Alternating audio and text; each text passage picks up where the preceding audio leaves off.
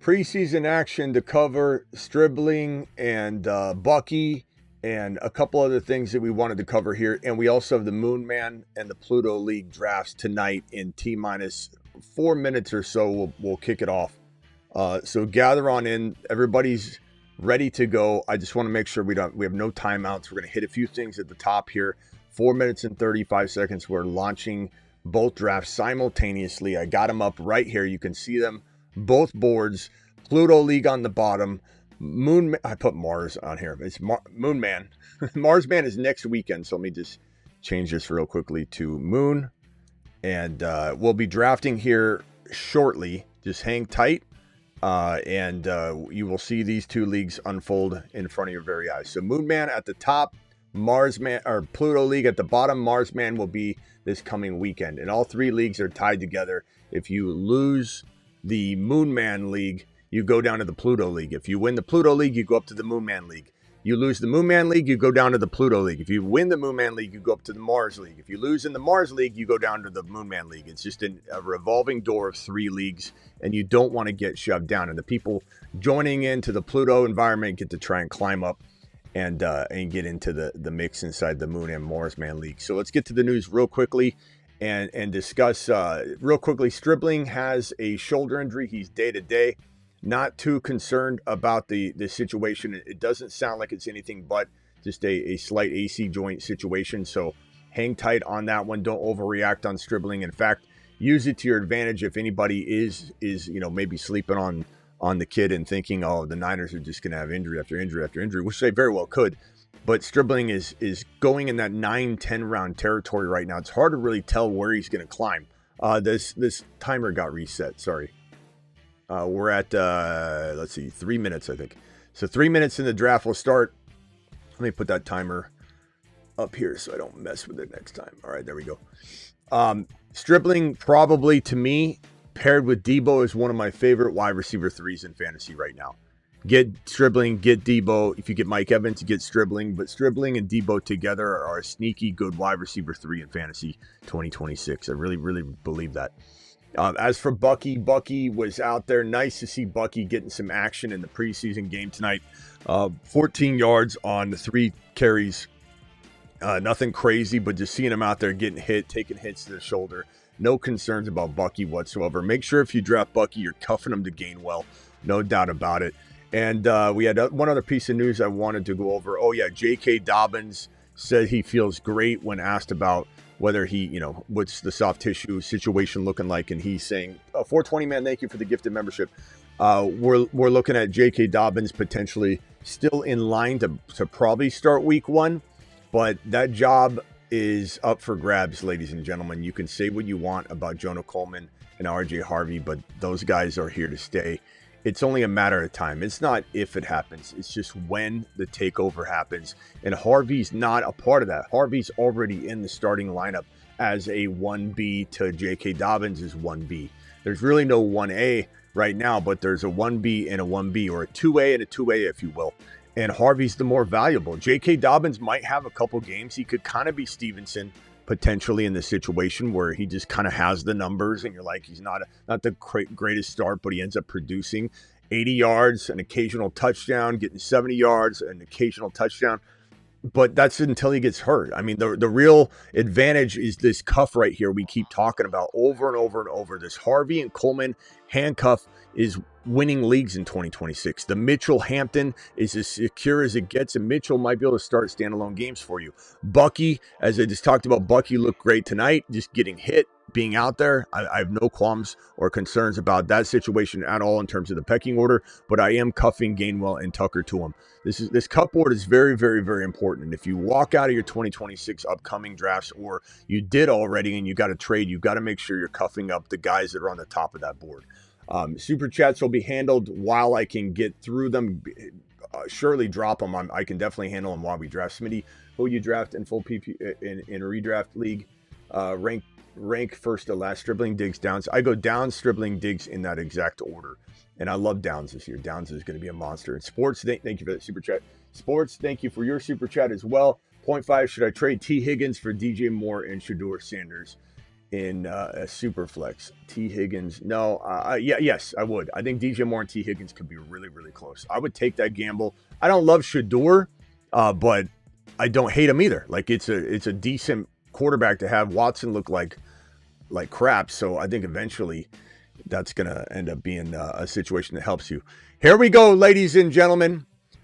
Travis, I don't know if you want to call into the phone line. We could probably hit start on these drafts at the same time if you want to dial in. I'm not opening the phone line quite yet to everybody else, but if Travis wants to call in, Travis has been commissioning these leagues for me and making sure everything goes smoothly. But I'll wait for him to potentially dial in, and then we're going to hit go on these drafts. I'm going to pull up the Moon Man draft. I might have Travis pull up the Pluto draft. Travis, you're live. Do you mind pulling up the Pluto draft? I'll pull up the Moon, and we hit start at the same time. Yep. All right, let's see. All right. Let me take a look at the draft room real quick. All right, yeah, it looks like most people are in there. So. And then do we have the timer set at let's see. 30 seconds? Should we go to 60? Time per pick. Right now it's set at 2 minutes, so. Okay, go to 60. I would say 60 for sure, yeah. Yeah, let's go to 60. We do either 60 or 1.5, so. Yeah, let's go 60. I don't want 1.5. Works for me. Yeah. All right. Ready? Hold on. You tell me. Count down to five from 5 when you're ready. Just count down from 5. All right. 5, 4, 3, 2, 1. Boom. We're off. All right. I'm gonna stay on the phone, Smitty. I'll be right back though. Yeah. All right. In the Moon Man, it went Bijan. In the Pluto, it went Gibbs. Then Bijan at the 2 in the Pluto League. Again, these leagues are tied together, even though they're different leagues, almost different divisions. The loser of the Moon goes to Pluto. The winner of Pluto goes to the Moon Man League. So you get kicked out into the other league. You don't get kicked out of the whole grouping of it. We got Jamar Chase, JSN.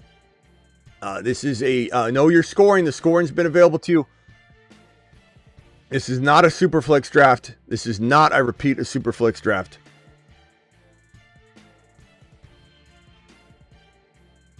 Let's see what's going on. Charles T. I don't know where Charles T. is. We might have a couple timeouts, and people are going to be pissed, but they got to pay attention to the show. You know, you can't vanish. Charles T. might go on auto. You might go on auto. And people are going to say, Smitty, why don't you reach out to me? I don't know who's there or not. I can't tell that Charles T.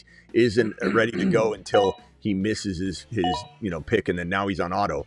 Charles T., if anybody gets put on auto, you go to your queue and you got to select on auto. But we got our first boo moment with Charles T. getting timed out with the 1.2. Jackson Smith and Jigba going 4. Puka Nakua going 5. JT going 6 to Shelly. Achan at 7. Look at that early pick of Achan DK. I don't mind it. I don't mind it at all. St. Brown, all these on the clock right now. Waivers is going to potentially time out too. Are you kidding me? This is a Moon Man league. This is a big deal. This is a big deal. Like, I'm not saying you get replaced if you auto, but it is a shame to watch this when people are like, man, I could get into this league.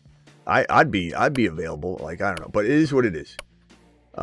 Hopefully Charles T comes back around. Got offered Parker Washington and Zay Flowers for Rashee Rice in a mid 27. I would probably say, man,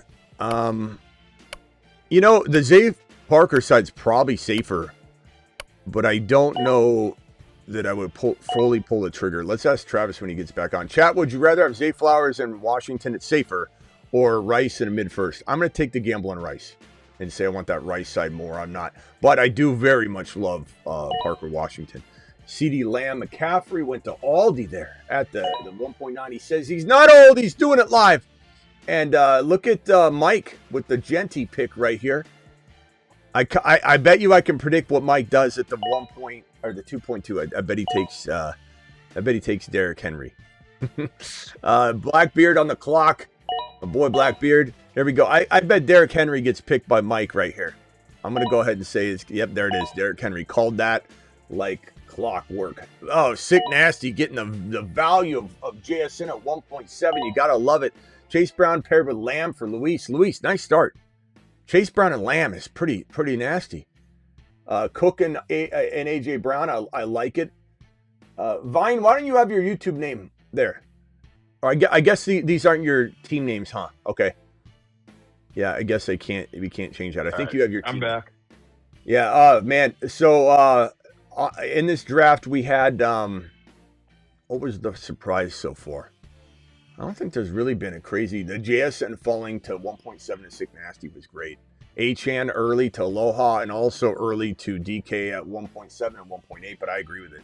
I don't dislike it at all. We got Charles T on auto. We got Peanut Butter and Waivers on auto. The Moon Man League is dropping the ball here. Ron Navy in the building. That's bad. You got to be here. Hey, Ron, we never talked, as Ron's watching, we never talked about the start time, I don't think, with Ron on the phone, so I felt like at the last second, I'm like, does Ron know? Oh, come on. But Ron, look at Ron. I messaged him. Okay, good. I don't think he knew, but he said he's in there. He okay, good. Ron, I'm sorry if I didn't think to mention it. I got so many things going on, I totally forget. Tristan, look, 3 auto drafters. This is disgusting. In the Moon Man, of course, to be fair, the Pluto League, everybody joined like this week, and so they're amped about it. People in the Moon Man are letting it slide, you know. And we've had messages in there. They aren't checking the league. Like, what am I supposed to do? I don't know. I couldn't possibly know who's not ready and prepared until we get to this point, you know, because I don't know who's reading the messages. Because people will say, why didn't you tell me? Like, how am I supposed to tell you? Look at the bottom draft just blasting through. See you soon who is that? That's TM. Klondike. No, Klondike. I like the Nakua Bowers. That's pretty sick, bro. That's pretty sick, Klondike. Shelly with the Pickens and Taylor. That's nice. HN and McBride is disgustingly good. DK. Worldwide's got Walker and St. Brown. Aldi's got the London McCaffrey, like injury concerned city potentially, but a lot of upside, of course. Luis has got the Chase Brown, Lamb, Genty Henry to Mike. We got the one pick. Husseini dropping the Rashi Rice. He doesn't even let Rice go third. He makes Neighbors wait. He makes Neighbors. But Rice and Neighbors is really good, Husseini. That's a fantastic start. Golf with the Bijan and Justin Jefferson. Let's see what he does. JJ fell far. What stands out to you, Travis, like crazy, aside from the timeouts? Ron with Genty, I like that. I'm just pulling these up. All right, let's see. Pluto. I mean, the one pick is always nice to have. That's a nice star right there. Yeah. Got the virus Hampton. today. Nice. Kerry got Cyrus for a second rounder. That's amazing. I'm on Ron Walker. That feels sneaky good. Who got that? That's Worldwide. West. Okay. Yep. Draft Olave before AJB and Pickens? No. No, True Penguin. Where you been? True Penguin. No. Pickens and AJB's like almost a first rounder, bro. Like a 13, 12, 11, 14 pick. Pickens to me is that high too, but he does go in the middle of the second. And Olave's like a third round pick that's climbing, but they're not even, in my mind, in the same round. So definitely would say AJB Pickens in that order. And I honestly would be okay with you swapping it out like 50-50 in like 10 leagues. 5 Pickens, 5 AJB, but 0 Olave. I would never take Olave even one time out of 10 drafts over Pickens or AJB. There's just no way. And then Corbin had a question. Travis, this is a really, really tough one from Corbin. I don't know what to say on this one. Oh, the Rice one? Yeah. No. I heard. Oh, yeah. Parker. I think I'm with you. I would roll the dice with Rice. Because I want that like top 5 potential guy. Yeah. But, I can't blame you if you're not comfortable with it. But yeah. That's how I feel, Corbin. And in every league, if I have Rice, I'm doing what I can to go get Cyrus Allen. Ron, the most Smitty team right now is probably on the Moon Man. It's probably Ron's with the Genty AJB. I'd have to say the most Smitty team on the bottom would probably be let's see. Probably Shelly's JT Pickens or I would say Husseini's to a degree, but if that was a different I love Rice. I'm just not drafting Rice as much. I still am, but not as much because I'm so high in Cyrus Allen. So it's kind of dampering a little bit of the mood. But I think Husseini's got the kind of team I would have built. I don't know if I would have done anything different. I may have gone Josh Allen and Neighbors and Gibbs in this format. That's what I was going to say, yeah. I probably would have done that. I might have rolled the dice on Allen there. Love Klondikes, Bowers, Josh Allen, Nakua. Let's see what you do at RB though. That could be great.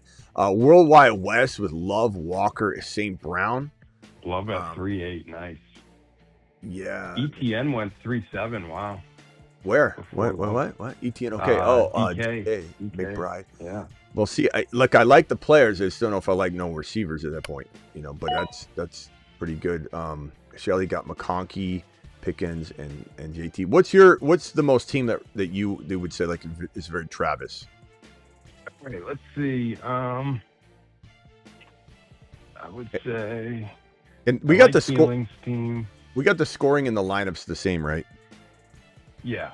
Okay. And I'll double check all of that after, but it's the full PPR 6-point passing touchdown. I made sure those were locked in. And don't forget, kicker and defense are a thing in this. So you want Drake May in the 3rd round. Ooh. Whoa, bro! What are we doing back there? Wow, that is early.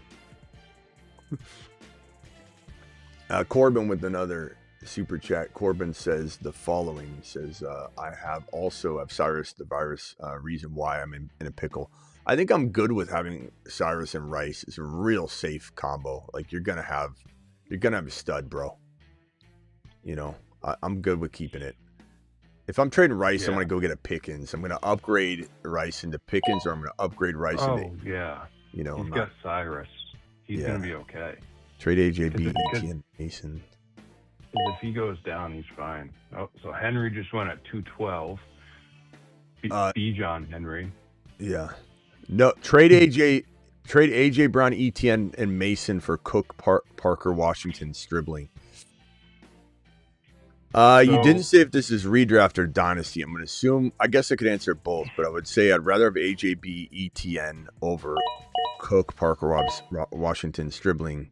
I think if that's redraft. If it's dynasty, does it change because of AJB getting older, or do we just say AJB and ETN's better still? I love Parker Washington. I like Cook a lot too, but I mean, I don't know on that one.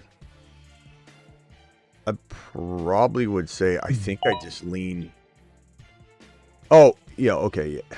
Stribling's a wild card though, if it's dynasty. I don't know. AJ, ETN, Mason for Cook, Parker, Stribling. AJ. Redraft, it's AJB, ETN. In dynasty though, what would you?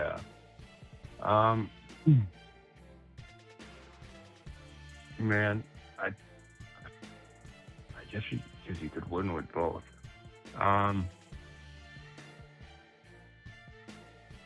Cook, AJB, ETN, Parker. I mean, if I'm winning and I feel good about my team, who's his other running backs? He has Kyron, Pollard. I don't know if it's dynasty. I think it's probably redraft, but if it is dynasty, I'd probably still lean the ETN side, I guess. A little bit. Yeah, just a little bit, but it could go either way. Stribling's that big of a difference. All right, hold on 1 second, real quickly. E-Rock, I'll get to your super chat in 1 second. So this draft is trying to catch up. We got 2 auto drafters, so it's going to help it catch up. Tristan finally got in here. You autoed on Lamb, I think. I don't know if he took Hampton, but your team looks great, Tristan. So don't even sweat it. You're back in the saddle. Your team looks great. Lamb and Hampton's fantastic.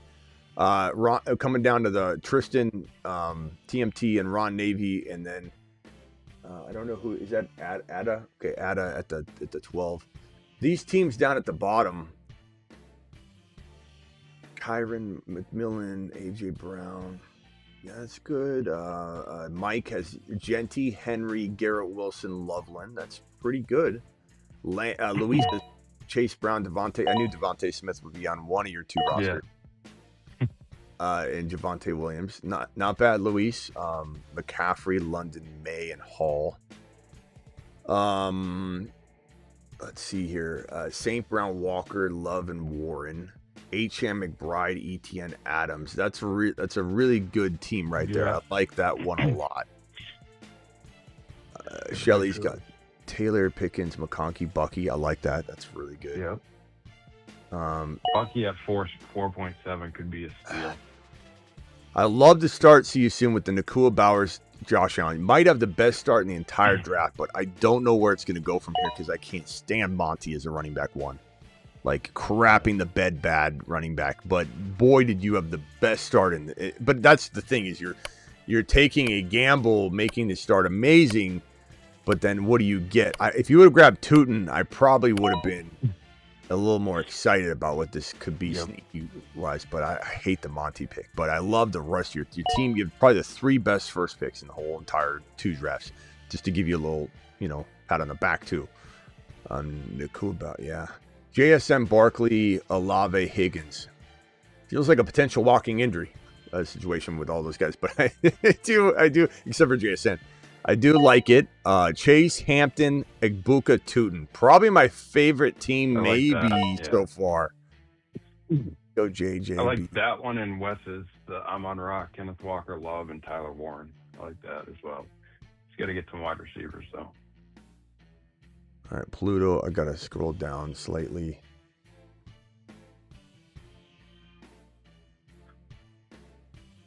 All right. I loved Ron's start, but I don't like. He went Genty, AJB, but then he took Waddle. I'm not a big Waddle guy. Genty, AJB, yeah. Ron, I love the start though. That's like one of my favorite starts. Yeah, you're a big Waddle guy, so I understand it. Real quickly, E-Rock, thank you for the super chat. First redraft today, start 3 left with Bijan, Hampton, Nico, Tet, DJ Moore, love it. Downs, Jonathan Brooks, fantastic. Cyrus the Virus, Mahomes. I like it a lot, bro. Only thing I'd be trying to do is, I love Harvey. I don't know where Coleman is. You got Harvey and no Coleman. Coleman's so cheap, man. It's hard to miss. Sometimes leave him off. They're like, oh yeah, and I got Coleman. I don't know. Harvey and Coleman's a league winner. That would have been huge for trade bait. But I love your team. I don't see where's Mitchell, Keaton Mitchell either. You don't have any of this cuffed up.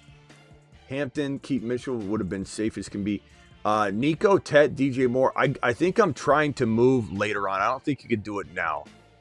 Harvey, if you had Coleman, it'd be more powerful. But Harvey or Brooks, because Brooks will gain value with Downs or Tet or DJ Moore just to get one bigger monster to go next to Bijan, Hampton, Nico. But that's me. Other than that, you're in real good shape. I like the team a lot. This counting down's making me nervous because I keep thinking like I'm going to be up soon or something, and I'm not drafting.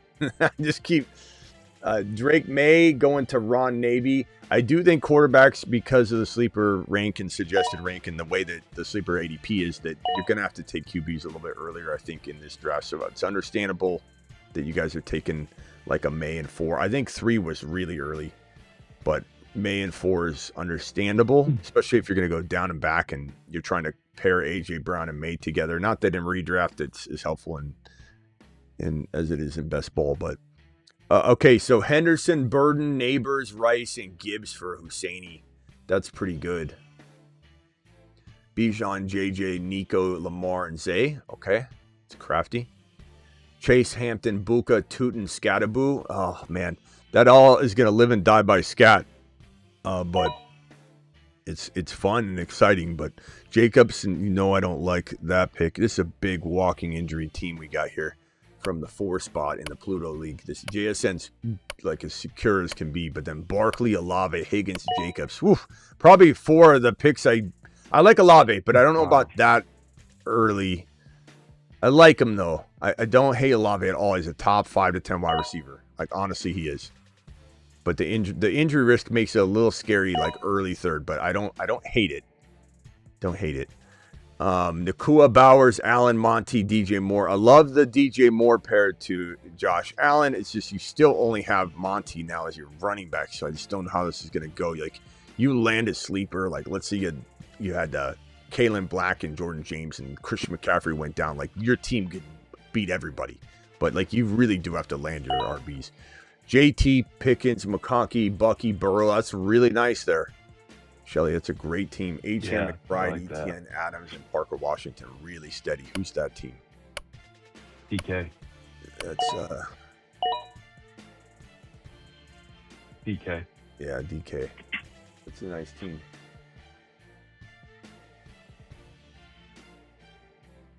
Really good squad. These teams are looking good, ladies and gentlemen. All right, let me get to these other super chats real quickly. E-Rock, appreciate you. This one here from Andrew. Which of these would you most not want? Devontae Smith, Ladd, Loveland, K9, or Chase Brown? Well, first of all, I love Chase Brown and K9. Those are second-round players you could take at the turn of the 1-2 turn. Loveland, I love in the 4th round.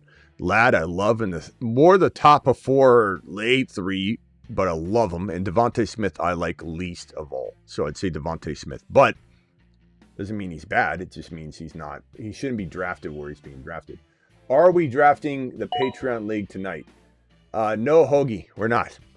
This is the Moon and the Pluto League as on screen. But Hoagie, just hang tight. It'll be the last draft.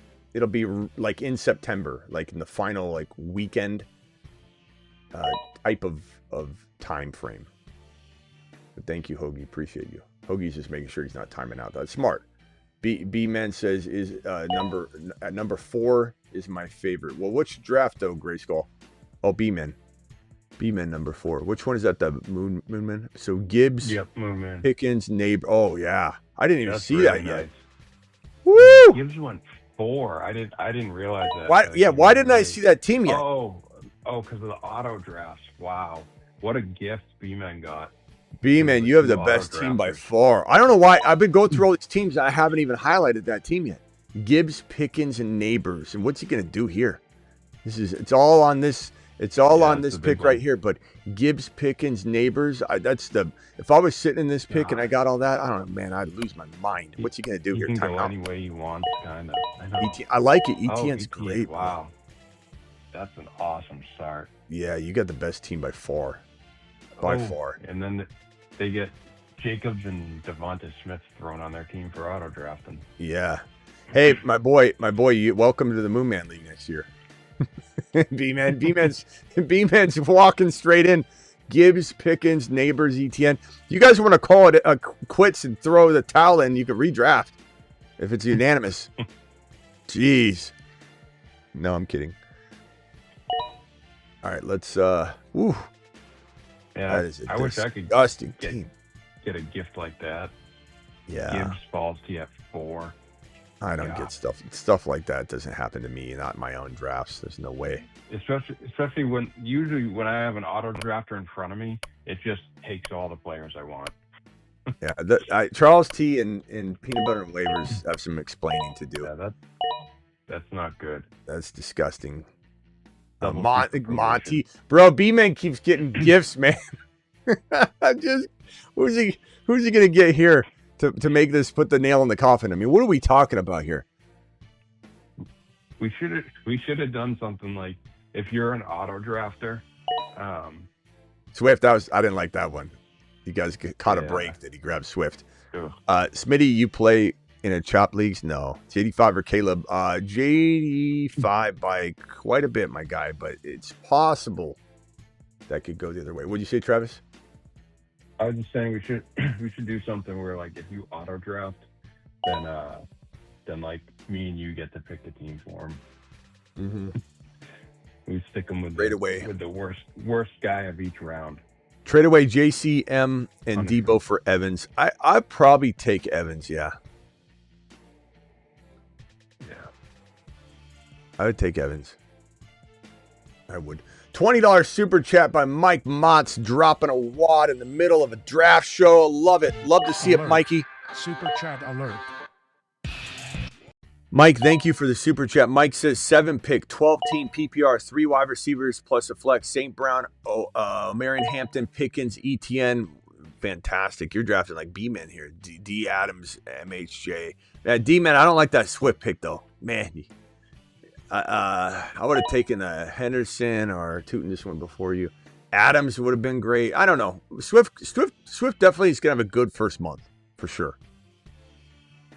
Mason, RJ Harvey, Jonah Coleman, Cyrus the Virus, and Keaton Mitchell, Kalen Black, Flournoy. Am I good? Yeah, you're pretty good, bro.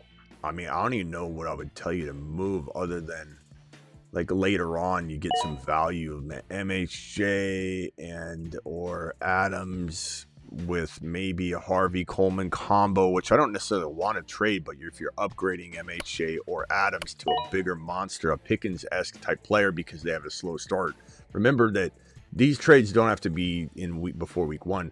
Sometimes the buy lows coming out of week 1, 2, 3 with the panic is going to get you in a position, especially if MHJ proves himself, especially if Fannin, I definitely probably keep Fannin, but just, you might pick up a tight end and let's say have like a Conquo gets cut and you pick him up and you have 2 options. So like one of these situations, Trevor Lawrence, upgrading him may be a slight bit using all of this greatness that you have. But what a team. Keep Mitchell to Hampton. St. Brown, fantastic. Love the squad. Mike, I'd say wait it out though, unless you can get somebody to give you a monster using Coleman and Harvey now, or using like D Adams and MHJ together getting like a JSN type player. Like that I could get behind.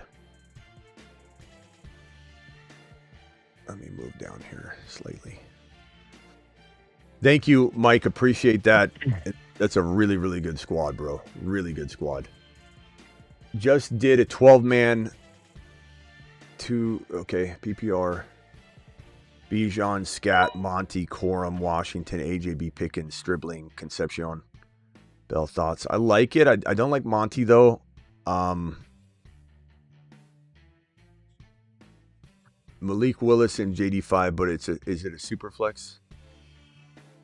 I don't think it is. Okay, so JD5, Bijan, Scat, Monty.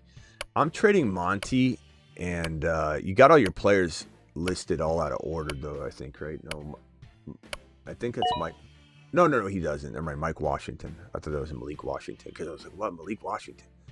So that's got to be Mike Washington. So Mike Washington, AJB, Pickens, Stribling. I like that. That's a really, really good team, bro. AJB and Pickens is disgusting. Bijan, Scat, Monty. I'm trading Monty or Scat or both for one running back upgrade if you can even go slightly above both of them. Or Scat or Monty with... I mean, you could sell high on Stribling or Concepcion soon. You might have to wait. Stribling in one of those to just do a tiny running back upgrade is something you could consider. I mean, Stribling's got good value right now. But you're probably, if you're not getting that, if you're not getting something for Scat and Monty together, or you're not getting something for Stribling and Scat or Monty and... Or I'm sorry, Stribling and Scat or Stribling and Monty, then I'm waiting. I'm not trading Pickens, not trading AJ Brown, not trading Bijan. Scataboo and maybe... who would you trade Scataboo and Stribling for, Travis? Like, who would you target? I mean, like, you could get, on the lower side, you could get, like, ETN or Javante plus something. Or you start shooting higher. Let's see. Louis, I mean, the Tootin and Hendy thing I always go to, you could probably get something with them as well. After that, go for someone doubting an HN, throw in an extra pick with that or something. Or throw alert. An extra. Super chat alert. Luis with a 20 says, shout out to the Pluto League members, Devontae Smith to the moon. Thank you, Luis. Thanks for that super chat, young man. And I'll look at your team in 1 second. Yeah. So what's the running back if you had to pick one you're targeting with Scat and Stribling? If you had to, the one player. Or wide receiver, I guess. But I mean, well, like, is this redraft or? Yeah, I think it was redraft. Okay, it's redraft. I mean, Jeremiah Love, Achan, if someone doubts him. I don't know if you can get that high. Because the thing is, I think if you go lower for like a Tootin or Hendy, like, you can almost ask for something back with that. Because of the level people, the way people value Scat and Stribling Why? right now. Why are you selling Stribling? He's the wide receiver. Why, did you not listen to a word I said? I don't think you did. Redraft 12-man PPR. JT, AJB, Neighbors, ETN, Hendy. Love this team. The fan in Brooks. You're kind of waiting on Brooks to gain value. You're waiting on Coleman to gain value. You're waiting on a Conquo to maybe become a player that makes you allows you to trade Fannin or trade a Conquo. I'm not trading JT, not trading AJB, not trading Neighbors, not trading ETN, not trading Hendy, not trading JD5. So because the value is not quite there for Brooks or MHJ, you're just waiting, and you're going to eventually package two for one. But Danny, don't move anything else. It's a fantastic squad. I love what you got so far. That is a wait and see type of trading move when you get the value there. And this one from West Rock says 10-man PPR, not Superflex. Herbert, Dart, JT, Chase, Brown, Javonte Williams, Tootin, Hendy, Harvey, AJ Brown, Godwin, Downs. I love Downs more than Godwin, by the way, in case you're wondering the way you listed it. AJ Brown, Downs would be my starters, and honestly, Wilson over Godwin.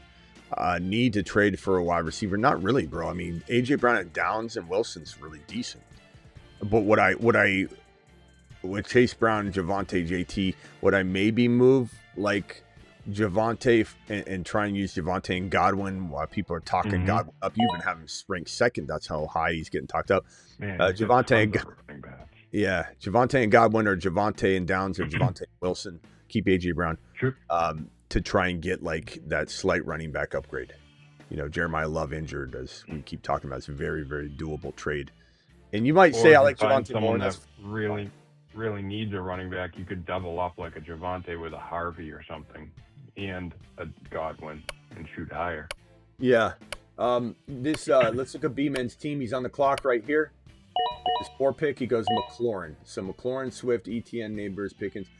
I like your team, B-Man. I think you had the hottest top 4 start I've seen. I don't mind McLaurin.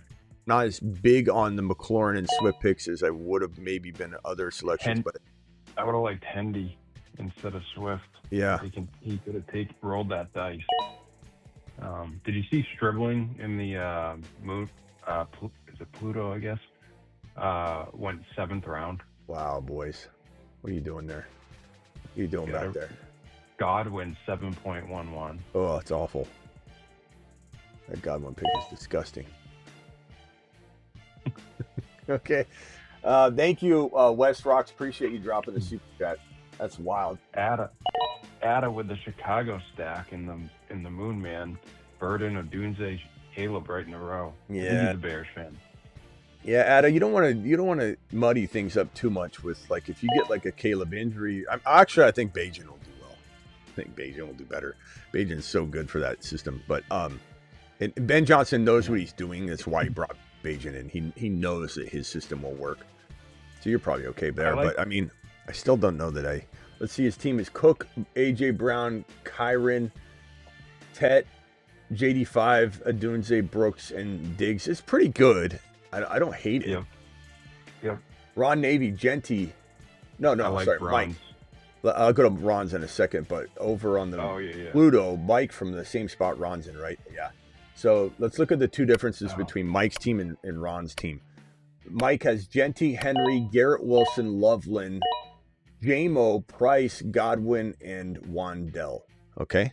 And then Ron Navy from the 11 spots got Genty, AJB, Waddle, May, Fannin, and Price. I like Ron's team. I don't love Waddle, but Waddle's pretty. I mean, I like Waddle. I just don't love Waddle in the 3rd. I like him. He's going to do okay. You know who might be my front runner right now for the Moon Man is Sick Nasty. He got JSN at the 1.7. Kenneth Walker, Josh Allen, Garrett Wilson, Hendy, Kraft. Oh, yeah. 1.7. Very nice team. And he's on the clock here. Let's see what he does here. Blackbeard. We haven't talked about Blackbeard's team much since the Taylor Bowers. So Metcalf, nice pick. Burrow, Evans, Javonte, McConkey. Yeah, Blackbeard's got a sneaky team. JT, Bowers, McConkey, Javonte, Evans, Burrow, and Metcalf. Michael Wilson, Sick Nasty, not bad. Not bad. This draft is going. This is intense here. Worst picks. I know, Mike. You just said about the Wandell last night. You thought it was completely undervalued, but I think 8th round is a little high. I think Godwin's a little high. I don't like those two picks, to be honest. But I love Price. I love JMO. I love Loveland. I think the rest of your draft looks really good. But then again, like we got some snipage going. Downs would have been a much better pick, but he wasn't there. Harvey, 7.5. Who's in this pick right here? Who's the Harvey Fannin? Shelley. Okay, Shelley. It's a good team. Shelley's team's looking nice. Harvey, Fannin, Burrow, Bucky. Tyson going in the 7th round in the Moon Man. What do these auto teams look like? Let's go check them out. Over at the top in the 2 and 3 spots, we got 2 auto drafters, Peanut Butter and Waivers and Charles T. Very disappointed, gentlemen, but that's okay. Nakua, London, Love, Devontae Smith, Monty, Laporta, Tate. You're getting kind of lucky. It's not a bad team. Yeah. And Devontae Smith in round 4, that's where he belongs. So it's like you're getting value again. Jamar Chase, McBride, Olave, Jacobson, Scadaboo, Hurts, and Sutton. You guys did okay considering, but, Well, they're really lucky that they got the 2 and 3 picks as auto drafters because they immediately have huge trade value to fix some things if they want. They could move off a Puka or a Chase for a ton. So they kind of got luck. That's not right. I hate auto drafters. Nothing against them personally, but it drives me nuts. Yeah. Well, it's interesting. Yeah, Stribling at 7.3. I mean, yeah, he could be worth it, but that's too high. You're not giving any room for error at all, my boy. Stribling, I love Stribling, but damn, man, 7.3. What are we doing there? I mean, you passed on. I mean, his defense is getting a little bit thin. Yeah, because kind of the dead zone here. But at the same time, it's like, I don't know. Tate usually goes above him. I think someone said that in the chat too. I mean, I am looking at it, and it's like I would have gone Downs for sure, but yeah, it's. I guess it's getting thinner. Tough to argue, I guess. Yeah. Take a shot on him.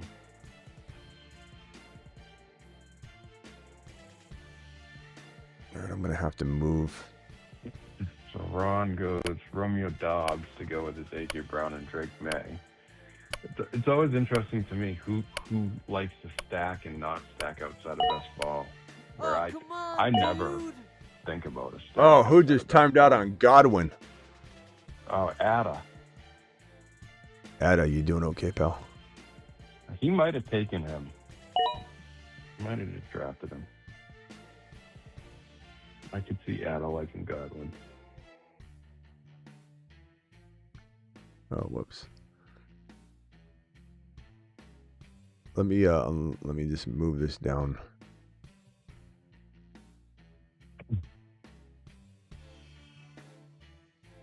So,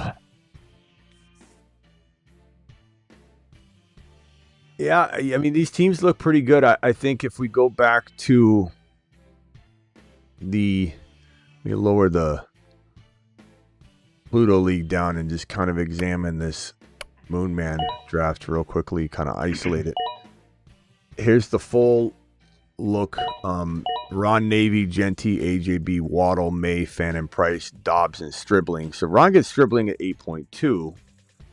So a lot better than the 7.3. And then you also look at who's left. It's like it's starting to get dried up. I mean, it's still early, but not when you trim all the fat. But then again, it's like Mahomes, I'd rather, but it depends if you already have a quarterback. So I don't mind the Stribling pick for Ron's sake there. Sick Nasty's team still looking really good from the 1.7. He's got, let me highlight all this as I talk about it. He's got the JSN, the Walker, the Josh Allen. That's a sick trio. And then Garrett Wilson, Hendy, Kraft. I'm with Travis. This is one of the sneakier teams right here. JT Bowers, McConkey, and Javonte Evans, Burrow, Metcalf's really solid there.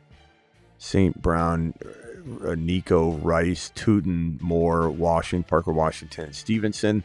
Just don't like this running back stable. I love Tootin, but you're not leaving any room for error and have no real number 2. Although Stevenson could be pretty decent for a while.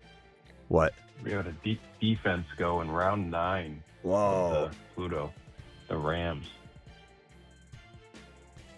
Wow. Let's move this up and look at that real quick. I mean, they're gonna be good. They're gonna score a lot, but I don't know. In the Pluto, what are we doing? What are we doing? There's players left. Who is this? Wes? Okay. Well, Wes, you got a good team, but he does. They're starting to come up in ADP. That's why. Yeah. I mean, I can't. I don't like it myself, but I can't really say it's bad. Nope. I get it. Makai Lemon, round 8 in the Moon Man. Let's see that. What are we doing back there? Aloha. Let's see here. All right, here's Blackbeard. I like Blackbeard's team. Rico Dowdle, not bad. Pollard, Metcalf, Burrow. Okay. St. Brown. Let's see what you do here. Oren.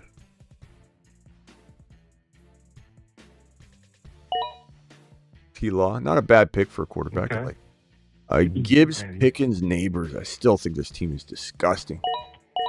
Kelsey, I don't like that pick at all. What are we doing, B-Man? B-Man, did we drop did the Gray's Book Sports Almanac run out of pages? Did you only bring half of it home from the DeLorean trip? And then you broke your cane? You broke your cane on the door and you ripped the book in half. What happened? The team looks filthy still, but these auto teams keep trucking. We've got who's in this draft slot again? Charles T's lucking out. Who's in the one pick? Who in the Moon Man? What's the name of the person? I don't know who Bow to Bauer. Is that that's not 420, is it? Oh no, I can look it up. You guys keep your YouTube names in if you can. I don't remember who anybody is with her. I think the problem is it shows their their username until we get into the league. So Bowers, where are you? They should make that a setting.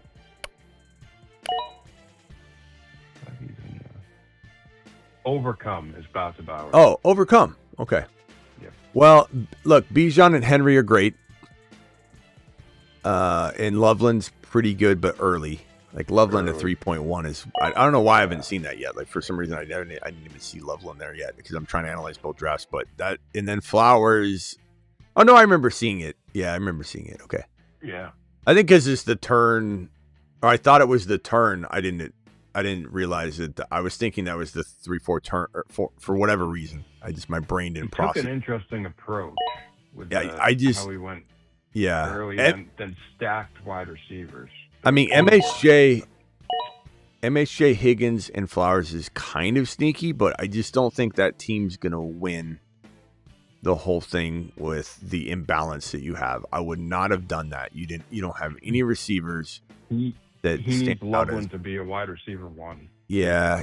Going 0 wide receiver till round 4 and going Loveland early in the 3.1s is like a recipe for you need to hit home runs on everything or you're done. And the one pick's so golden, bro. I just would have. Why mess with it?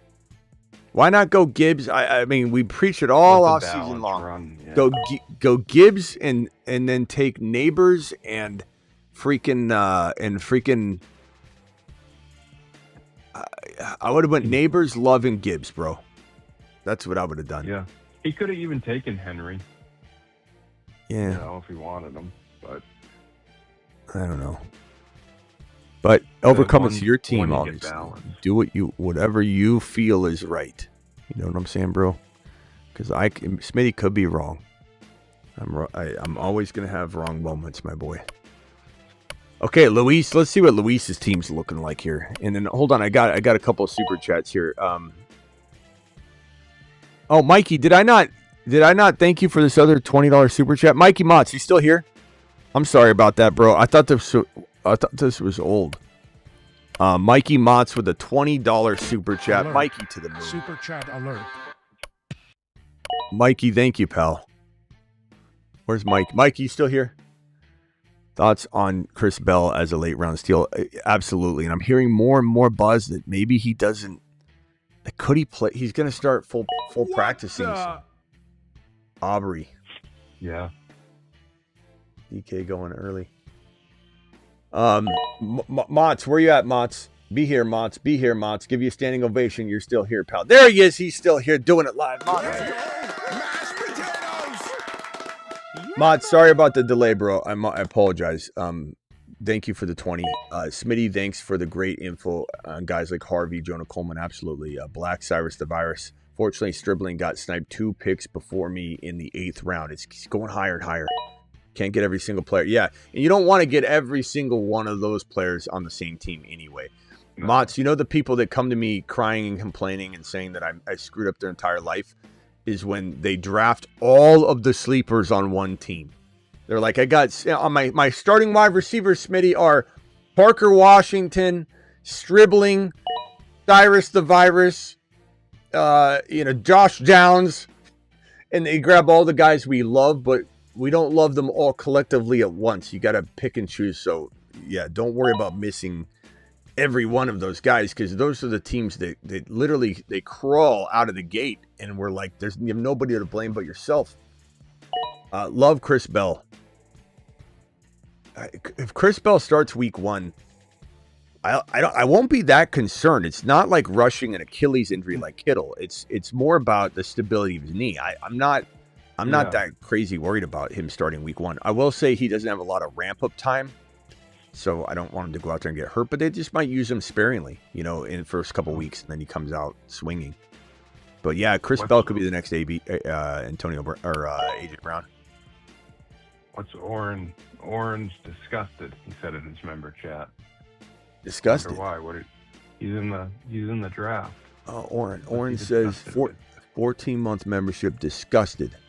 Says Orange. Let's see what Orange disgusted about. What pick is he? Oh, this is the Pluto League. This is the Pluto League. Okay, let me get the Mars Man. Orange, let's see why you're disgusted. No, he's Moon Man. Yeah, I mean Moon Man.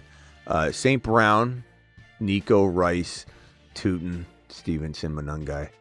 Yeah, I don't know how many times I got to preach to people balance. Oren, I've trained you all off season. Balance. And you go three straight wide receivers. And then you don't even go running back. You go wide receiver again with your 5th pick, and you just take a 1 pick. Yeah, he could have taken Tootin Hendy. He could have gone balance. And then he has Stevenson. He could have had Tootin with Hendy and Stevenson as just backing each other up. Mm-hmm. Balance, my boy. Balance. I can't scream it enough. Simi Value, thank you for that gifted membership. 420, man, thank you for the gifted membership. Simi, did I not thank you for that? I'm sorry. Simi, thank you for the gifted membership. You're the man, the myth, the legend. Ron goes Coleman after Stribling. The first Coleman off the board. Oof, Shelly's going to be pissed, I think, because she has Harvey, right? Different league. Oh. Luckily. Well, she still might be mad about it. I don't know. Because if it wasn't a Dallas Cowboy, he might be mad anyway. Klondike's really trying to thread the needle with his running backs. Mm-hmm. I tell you. Wait, where is he at? See you. Come on. Pluto. See you soon. Pluto. Klondike was the original Mars man that took a hiatus, came back. We got him into this league, so we're glad to have him back. Klondike, we're very, very happy to have you back, pal. That's the running back room I'm afraid of. Yeah. Yeah, you definitely see. You guys got to go balance. Like you started off with balance, but you also did 2 early strategies with no running back. So it's like you almost got to pick. Are you going early tight end? Or are you going early quarterback? Yep. You almost can't do both because you're only going to get a running back or a wide receiver with it, and then you get screwed. Oh, Husseini snipes Shelley on Holman. Ouch!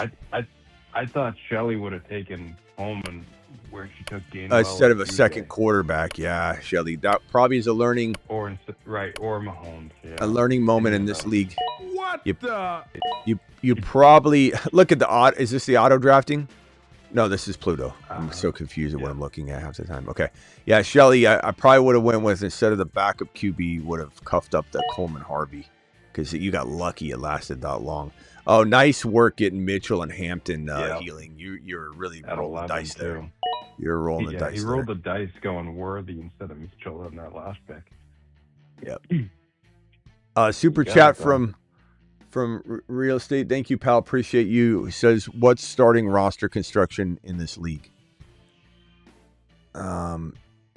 Travis, if you have that to read off. Yes. So meaning like by position, or is that what we're saying? Shelly ain't happy about the Coleman snipe. She's just put that in the chat. I think just the starting lineup for the rosters. Yep. Trade Chase Brown. So it goes. Oh, go ahead. Chase Brown for AJ Brown. I mean, AJ Brown gets drafted ahead of Chase Brown. I'm not saying they're not equal. They're definitely close, and we have seen Chase Brown go at the 12 and 13 before AJ Brown before. So it's not crazy. If you need a running back, I could take Chase Brown pretty easily. If you need a wide receiver, I could easily take AJ Brown if it's redrafted. And it is redraft. And my running back 2 is Tootin. So trade Chase Brown for AJ Brown. So if you're saying Tootin becomes your number 1, or are you saying after this trade, your running back 2 is Tootin instead of Chase Brown, and you took like Bijan or Gibbs? Just making sure you're not leaving yourself just spatial Tootin. And then what do your wide receivers look like? So it kind of matters based on what you have if you can follow up. Klondike gets sniped on getting Woody Marks with Monty. That would have at least helped a little. But Spencer said nope. Look, Woody. Yeah, guys, this is a learning moment for some of you watching too, not just some of you drafting. Like, balance is going to be your friend. I'm not saying you have to go balance every damn time you draft, like every corner, every turn, like never taking gambles or whatever. But all the teams that didn't go balance, they're not being ranked as the top teams. You know, like look at the 1 pick. No offense, Overcome, but look at the 1 pick. You have the biggest gift you could get. And not only do you not go Gibbs, which I understand. You want to be a Bijan arguer? I get that. It's fine. But then you don't go wide receiver at all with the first 4 picks. So you're taking a massive gamble, and you're just, it's like you're building this unbalanced scale it's nearly like you're punting the opportunity. You have the best opportunity from the 1 pick to draft balance, but make sure it's 100% guaranteed best player available balance. You know, the combination of that balance with best player available is never greater than when you're at the 1 or the 2 pick overall. And you go non-balance, it screws you. And you can call, you can. Overcome says, I'm a winner, Smitty. You are a winner. You're a winner in my eyes all the time, Overcome. Oh, you're a moon man extraordinaire in my eyes. Actually, Jupiter extraordinaire. Jupiter. Overcome. But I do think this team slightly crapped the bed. So but I love just so people know, it's a 1 QB, 6-point passing touchdown, 2 running backs, 2 wide receiver, 1 tight end, 2 flex, kicker, defense, with 6 bench spots. Okay, we're at the tail end of this. I'm not gonna review it again. So let me just tell you who I think has the best teams here. So we're in the Pluto League up here right now. Cook, AJ Brown, Kyron, McMillan, JD5 Adunze, Brooks. Like the team, is it the best? No. Is it the worst? Absolutely not. Genty, Henry, Garrett Wilson, Loveland. This is Mike's team. J-Mo, Price, Godwin. Is it the best team in my opinion? No. Is it the worst? Absolutely not. So it's a very, very good team. There are a lot of very good teams here. So, but I don't think I love the Godwin, Wandell, Addison, Jacoby Myers like swing of picks you made from round 7 to 11. I like the Herbert pick, but that's so different opinions. You know, different strokes. Don't listen to me. Lamb, Chase Brown, Devontae Smith, J-Mo. This is a little bit, Luis, where you let your commitment to a couple of these players just take over every league. And I just would love to have seen you go a different direction than Devontae Smith, just so you could have a different team than we've seen. And then I wouldn't be sitting here going, don't like Swift, don't love Devontae Smith, love Lamb and Chase Brown. I just would have loved to have seen a different team. Just because if Devontae Smith doesn't deliver, all your teams tank. So I just would have loved to see something different. But it's still a good look. Yeah. So he's got good balance. I give him credit. He's got good balance here. Yeah, it is good balance. And Waddle's a decent. I mean, look at Waddle going in 6. Ron took him in the 3rd. So you got good value with Waddle. You have good value with Swift. I think is decent value. Pitts, Lawrence. It's a good team. I just would love to have seen. Basically, what I'm trying to say, Luis, is you drafted so well. Other than the Smith pick, in my opinion, if you had taken Garrett Wilson there or something different, I think your team would have been maybe top 3 or 4. Okay, so, but good team. I don't hate it at all. Yeah. McCaffrey, London, May, Bucky, or Breece Hall, Evans, Kraft. Yeah, that's all these teams pretty decent. If let's say Hall. Yeah, you're a sneaky team we haven't even talked about much, but it's really good. Josh Downs is fantastic in 7. Kraft is pretty good. Evans. I think your team's maybe top 4. And I haven't even talked about Black to go with McCaffrey. That's big. So. Yeah. Yeah. St. Brown, Walker, Love, Warren. Yeah. I like Wes's team. I like this team. And Casey Concepcion is looking good. Yeah. You got Love and Algier. I think this is a top 4 or 5 team for sure. Allen, Achane, McBride, Etienne, Adams, Parker, Washington, Sutton, Stafford. Yeah. We're running out of top 4 or 5 teams. Overcome says he sees the vision. Okay. Trust your gut, bro. And I appreciate you, by the way. Shelley's got JT, Pickens, McConkey, Bucky, Burrow, Fannin, Harvey, Gainwell. Nice job with the Gainwell. Quentin Johnston, not a fan of that pick, but love the Mahomes pick. Come on. Like, I guess I would say, Shelley, like Quentin Johnston versus take Mahomes there, take Jonah Coleman at the Mahomes pick out. Yeah. That's only criticism. Like, would you trade Quentin Johnston, who you took in round 9, for Coleman, who went in around 11? Probably, right? Right. So it's like that. She probably wanted Johnson with Ladd, which I smart. I did that. I do that with my Wild West team. Nakua Bowers, Josh Allen, Monty. Yeah, see you soon. Yeah. You had the formula. I just Yep. Tootin. You should have gotten Tootin. Hey, Tootin. Klondike, I'm going to give you a really nice compliment here at the same time as kind of saying I don't love the team. Your strategy will work in another environment. Like, if you get this rinse and repeat, Nakua, Bowers, Allen, bro, you're winning a championship. Because you're only seeing everybody grab all the best players because we're all going after the same guys. Everybody's using the same mindset. And you didn't get the running backs to fall, but I think you would have. Like Bucky would have fallen probably. Hall could fall. Who knows?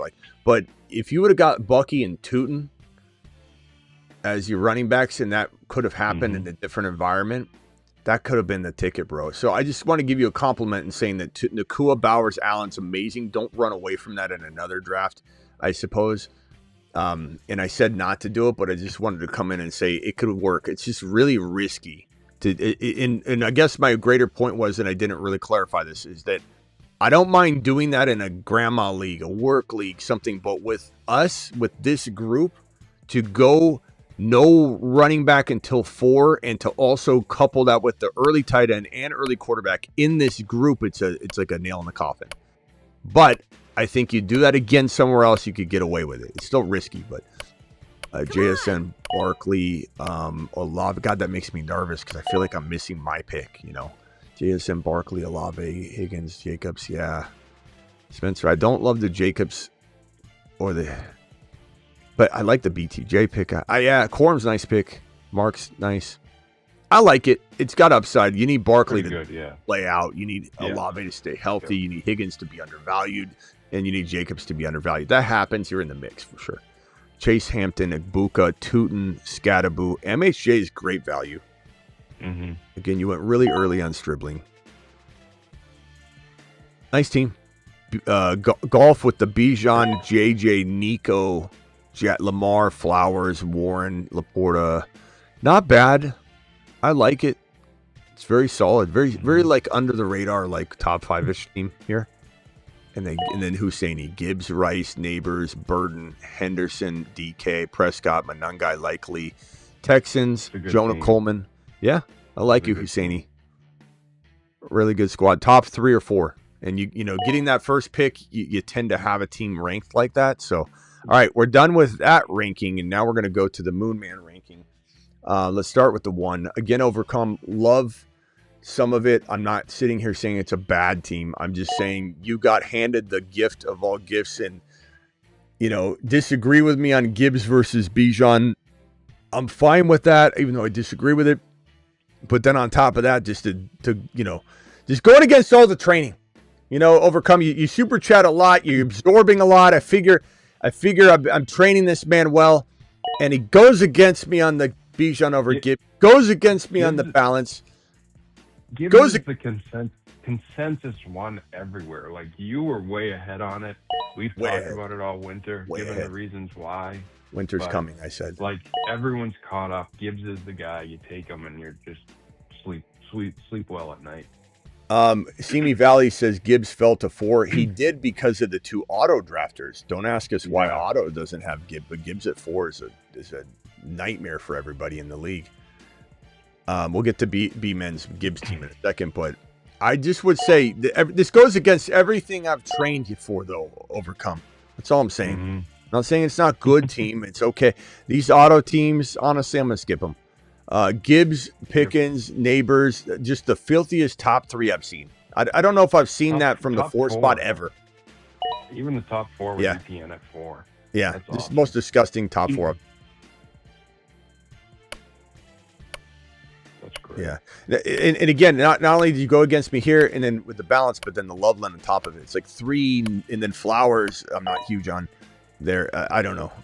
Flowers goes in 3. I don't get it on Underdog anyway. And Flowers in 3, it's crazy. Swift, I don't love. McLaurin, I like. Prescott, solid. Kelsey's, I think, awful pick. No offense. Downs is an amazing pick. Stafford, great pick.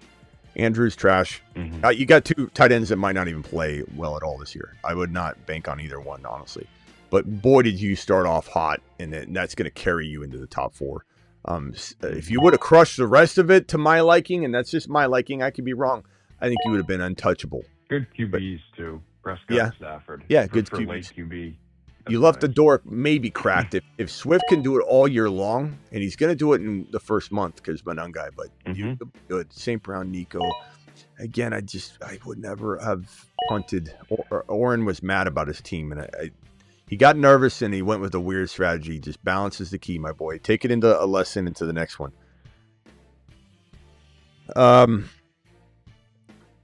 Team still could be okay, though. You got 3 amazing receivers. Yeah. Okay? And Tootin's fantastic. So don't think you can't, like, be a potential winner. You definitely could. JT, Bowers, McConkey, Javante. Only mistake here was, like, going back up QB. Oh, no, wait, hold on. This isn't the team. Burrow. I like this team. I like this, yeah. Top four team. I was thinking this was the Shelley team. Blackbeard did well. I like that. Blackbeard. That's it. Under the radar top 4 team. No one's looking at you. Yeah.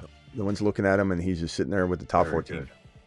JSN, Walker, Allen, Garrett Wilson. Hendy. Yeah, that's Michael Wilson. A really good team. I think Sig Nasty, you might have the second, at least the top 2 team in this draft. Yeah, he needs like Wilson or Dowdle or Reed to do something for him, probably in that flex area. But yeah, it's great. Those first 6 rounds, even 7, filthy. Crushed it. Very good. Aloha. Okay, Achan, Chase Brown.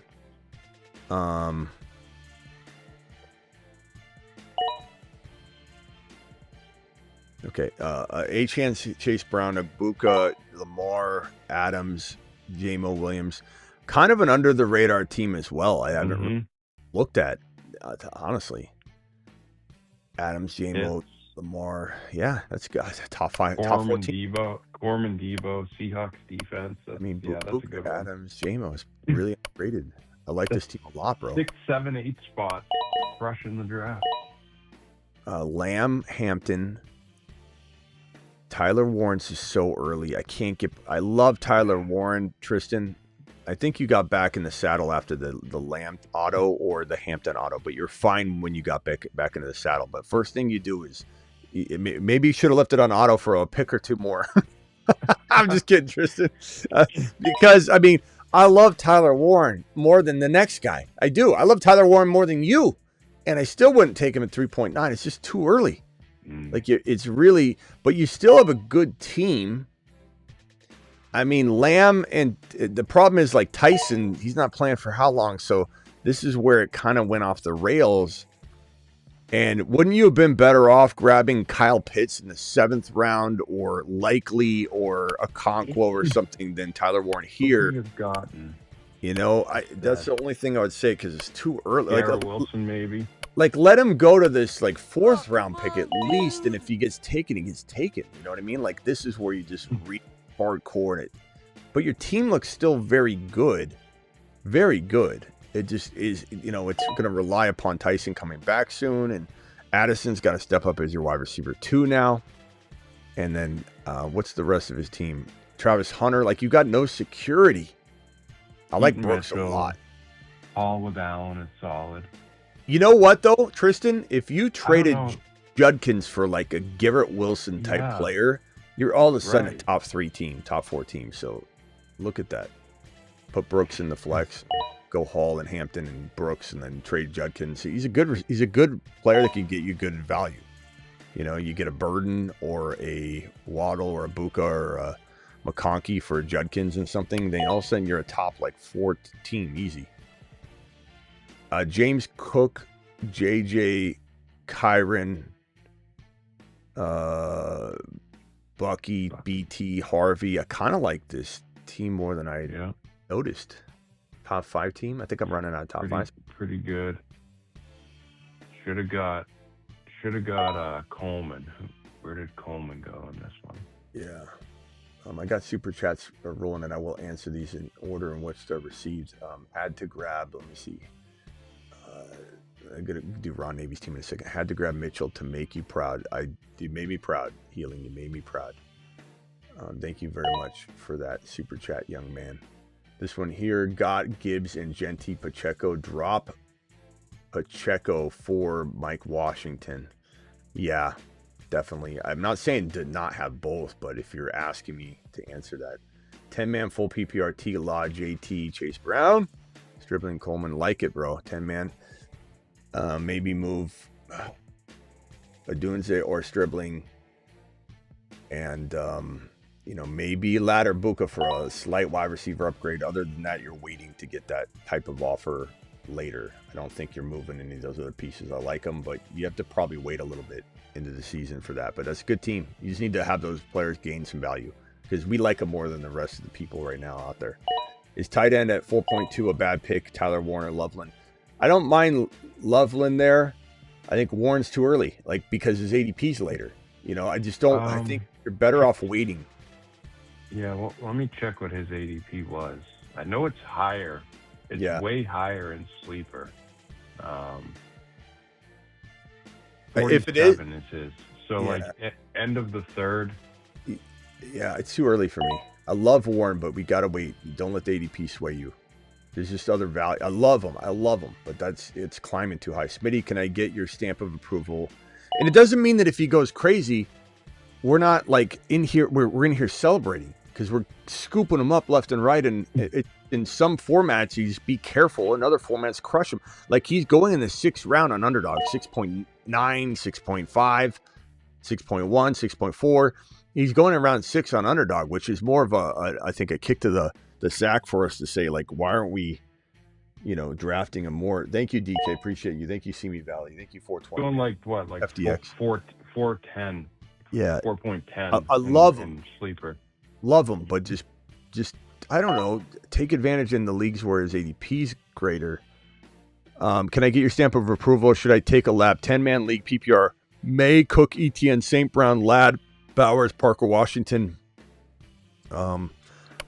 Inman, May, Cook, ETN, St. Brown, Ladd, Bowers. I like it.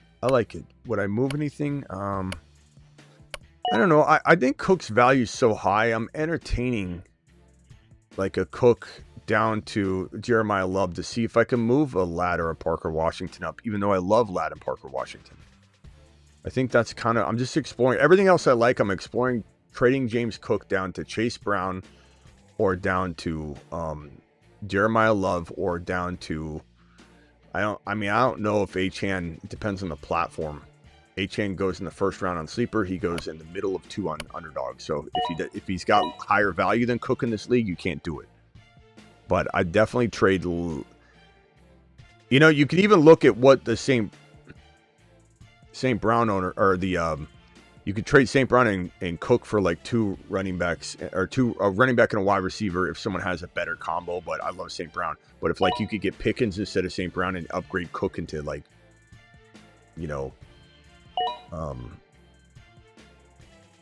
top 4 running back or 3 running back or something like that. But other than that, I'm gonna try and trade Cook down to get an upgrade on Ladd or Parker Washington. Don't trade Bowers at all.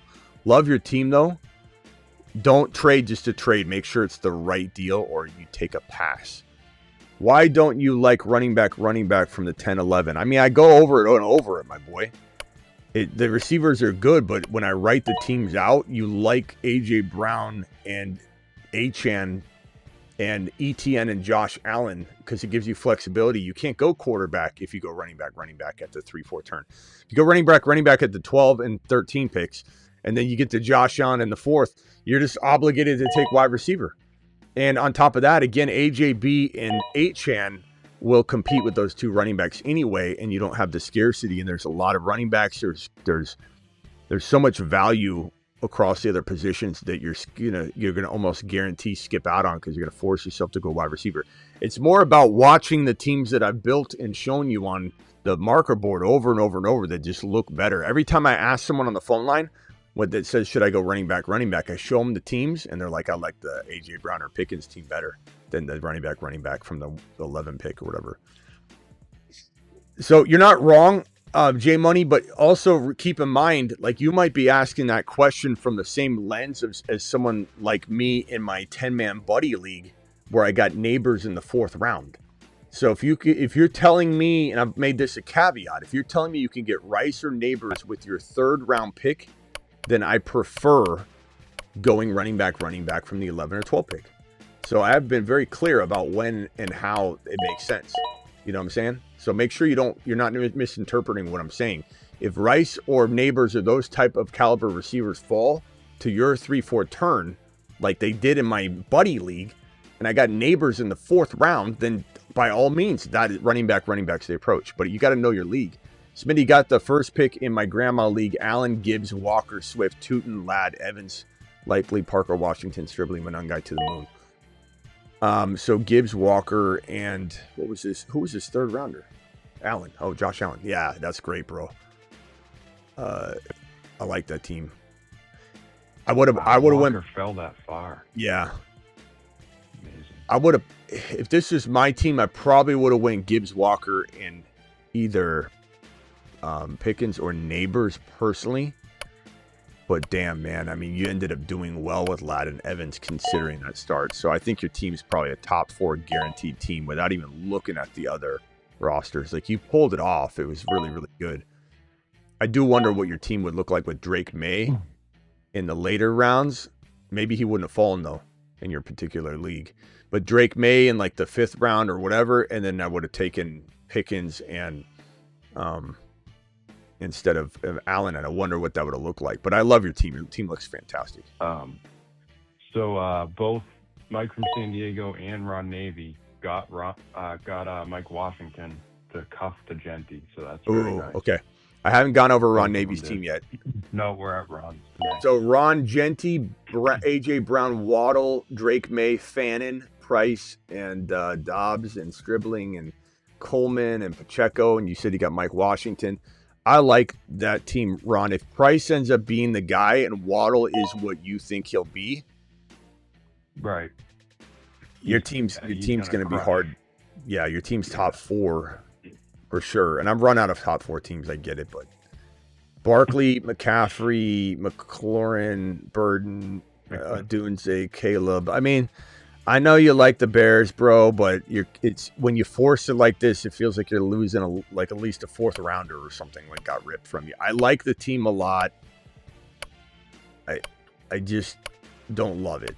Like Ted and Burden as my 1 and 2. This is why you don't go RB. Like, who's it that asked me that question? Look at this team where no one loves the team. Like, they like it, but they don't love it because you went RB from 11 or 12. You can't do it. It doesn't work out. McMillan and Burden aren't winning you a league as your wide receiver 1 and 2. It's just not when you take him in the 3rd and 4th round, in my opinion. Ada, I love you. Don't take offense to that. I'm just trying to tell people balance is your friend.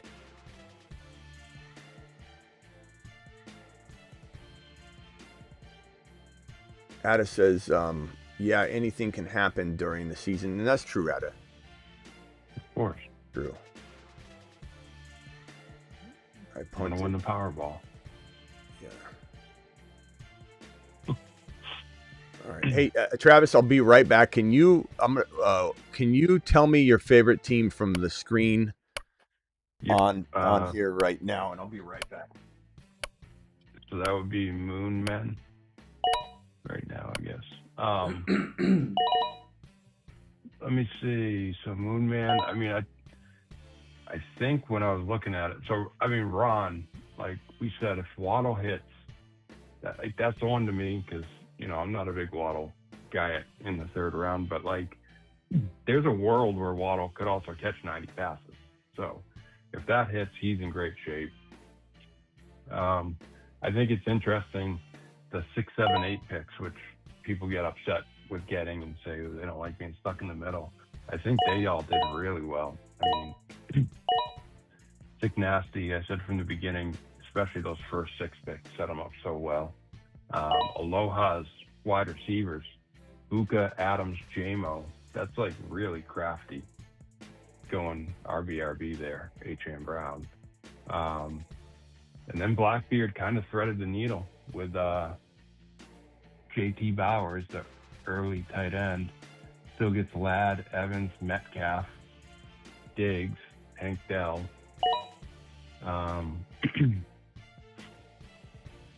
B-Men, I don't know if you're on auto right now. You have to go in and unselect it. I think you have to go into your queue and unselect it. So make sure if you hear this that you do that. Because I see you're still on here. But who's on auto? Draft. Who's on auto? B-Men. It says he's in the room, the little green dots there, but it says he's on auto. So if he doesn't go and click it off, don't you have to go into your queue, is it? You click on the queue tab. Yeah, turn it off. Well, that was a fun thing. I already gone over the team, so I probably won't go over them again, but like what happened. After the draft's finished, are you gonna open phone for people or? Yeah, phone line's gonna open right now. Let me just answer these 2 super chats. Get these off the docket here. Curious to hear what the people have to say. Would you see here? Would you running back if Ladd, Buka, Garrett Wilson usually fall there? It still doesn't change. That's usually the players we write down. Is if it's Garrett Wilson and Buka, I like it. But it's not about not liking it, bro. It's about, do we like the other teams that you get with AJB or Pickens better? And the answer almost every time is, like, I'll write it out for you. Every time I'm on the clock, let's just show you. You're getting let's just use Achane as a constant. Achane versus Achane. And then it's, let's say, Genty over here and AJB over here. And then when you get to this territory, you're usually going wide receiver, which you're going to force it. And if you don't force it, you're even in bigger trouble because you're going to go all the way down and back and not have the right combination of players. And then you're digging deep. Right here, you have such flexibility being so balanced that you really could, because you have AJB such a strong one, you could punt the next wide receiver of one of the two if you wanted. But even if you went the same Garrett Wilson, bro, like to control all the variables, let's make this Garrett Wilson, because I know you're thinking Garrett Wilson looks good there. He does, and we're going to put him on both teams to prove how good he looks there. So then when you get to this spot here, Achane, AJB, Garrett Wilson, that looks better than Achane, Genty, Garrett Wilson. And once you plug this in, and let's say you make this ETN, you're going to feel real weak at wide receiver. It's not that it's bad. I just think that you end up forcing this wide receiver to Ladd, who I love. But this one, you can do whatever you want. You can take Josh Allen. You know, this team right here, Achane, AJB, Garrett Wilson, Josh Allen, or even if it's not Josh Allen, and it ends up being ETN is the one that we constantly say, if he falls there, you're winning a league. Like that's a fantastic combination right there. Mute yourself. I'll be right with you. Please hit mute. But it doesn't mean that you're going to lose your league. It doesn't mean you can't figure out a way. But this team feels lighter than the other team, and it's just every time we do it. It's not like it changes. Thoughts on a 12-team.5 PPR: Goff, James Cook, Hendy, Corum, Monangai, Mitchell, Devontae Smith, Buka, Parker Washington, Cyrus Allen, Bowers.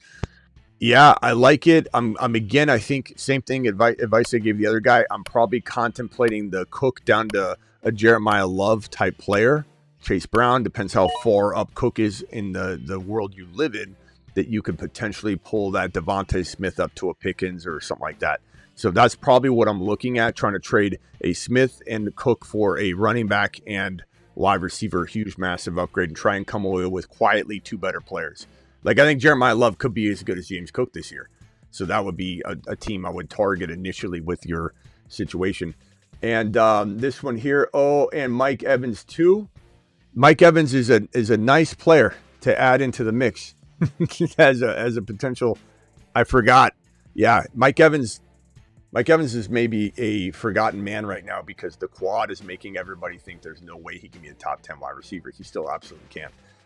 Do you prefer Lamb, Jettas, than running back or running back than AJB?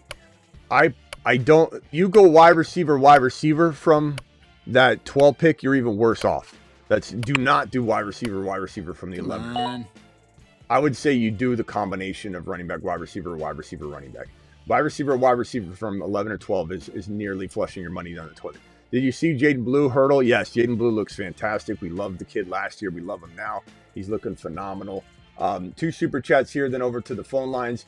This one here from Pause. Pause says, grade my 10-man team: Josh Allen, Bijan, Price, Tootin, Corm Harvey, AJB, Ladd Burden. See how this team just punches, bro. Having that balance. AJB, granted, Bijan's going to be better than the running back you're going to get out of HN or Genty at the 11 or 12 picks, but it just gives you such balance. Josh Allen, Bijan, Price. Love the squad. Fantastic team. Who do I even trade? Really nobody. Loveland. I love what you got going on here. I probably would just contemplate a trade later. Tootin Price is fantastic. You're going to have to wait on Harvey, Tootin Price to gain value, Ladd to gain value. People are doubting Ladd. People are doubting Burden. You might trade Burden and Ladd together for a JSN type player or slightly below Pickens. Ladd and Burden for Pickens and something, or Ladd and Burden for JSN straight up. Like if you wanted to throw a bunch of talent at the wall and try and come away with one player, I think that would be good. And then the final super chat here from Majority, appreciate you. Do you have any leagues where you do local drafts with old friends in person? I have one buddy league. We don't meet in person anymore, though. Do you have any old leagues with most of the same guys from years ago? Yes, half of it is 30 years running, over 30 years, not 22, not averaging or rounding up, over 30 years we drafted together, but about 5 or 6 of the 10, and it dipped down from 12 to 10 because you just get some leakage, right? But about 6 out of the 10, I believe, are old school from 30 years ago. And we merged with another league because the leagues both were falling apart. I've been drafting in that league for a long time. That's the buddy league that I got Neighbors in the 4th round. So a lot of experienced guys still letting Neighbors fall. Grandma leagues are great. Thank you for the question. And then this one from Boats. Boats, thank you, pal. Hendy or Tootin? I'm going to say Tootin right now, but very much could change. In fact, I hope it changes. But I'd say right now, Tootin seems to be in the driver's seat. Hendy's still trying to get the keys. But they're both kind of projected to probably have 50% of the work right from the jump.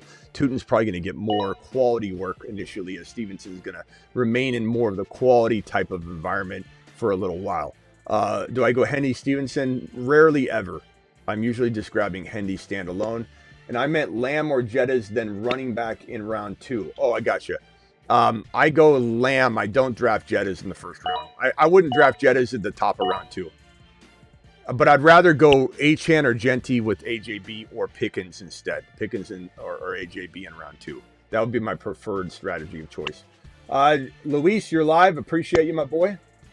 How do you feel about your team? Man, I actually love my team. To be honest with you. And Yeah. I know that you said that Devontae Smith, that wasn't the best pickup, but I mean, I like the balance of it. At running back, I'm a little just. I mean, I still have 3 running backs that I can start. I don't have Monangai because somebody took him off me, but that's a story for another day, Husseini. But other than that, I love my team, to be honest with you, because I have players on my bench that I can start, and I know the projections don't mean a lot, but Goff is actually number 1, and I'm the 2nd most projected, and I still have the Denver defense on my bench.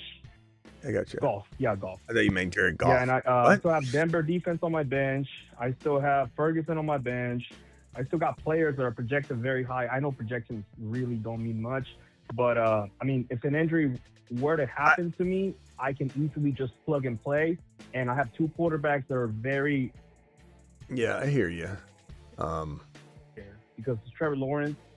I hear you. I hear you. The only thing I would just say is I don't think you have a bad team. I even said I like Devontae Smith a lot more later in the 3rd round, so that was good that you got him later. But I just would have loved to have seen you get something different because Devontae Smith's on every team you have. Bryce Young's on every team you have. You want to make start diversifying. I understand.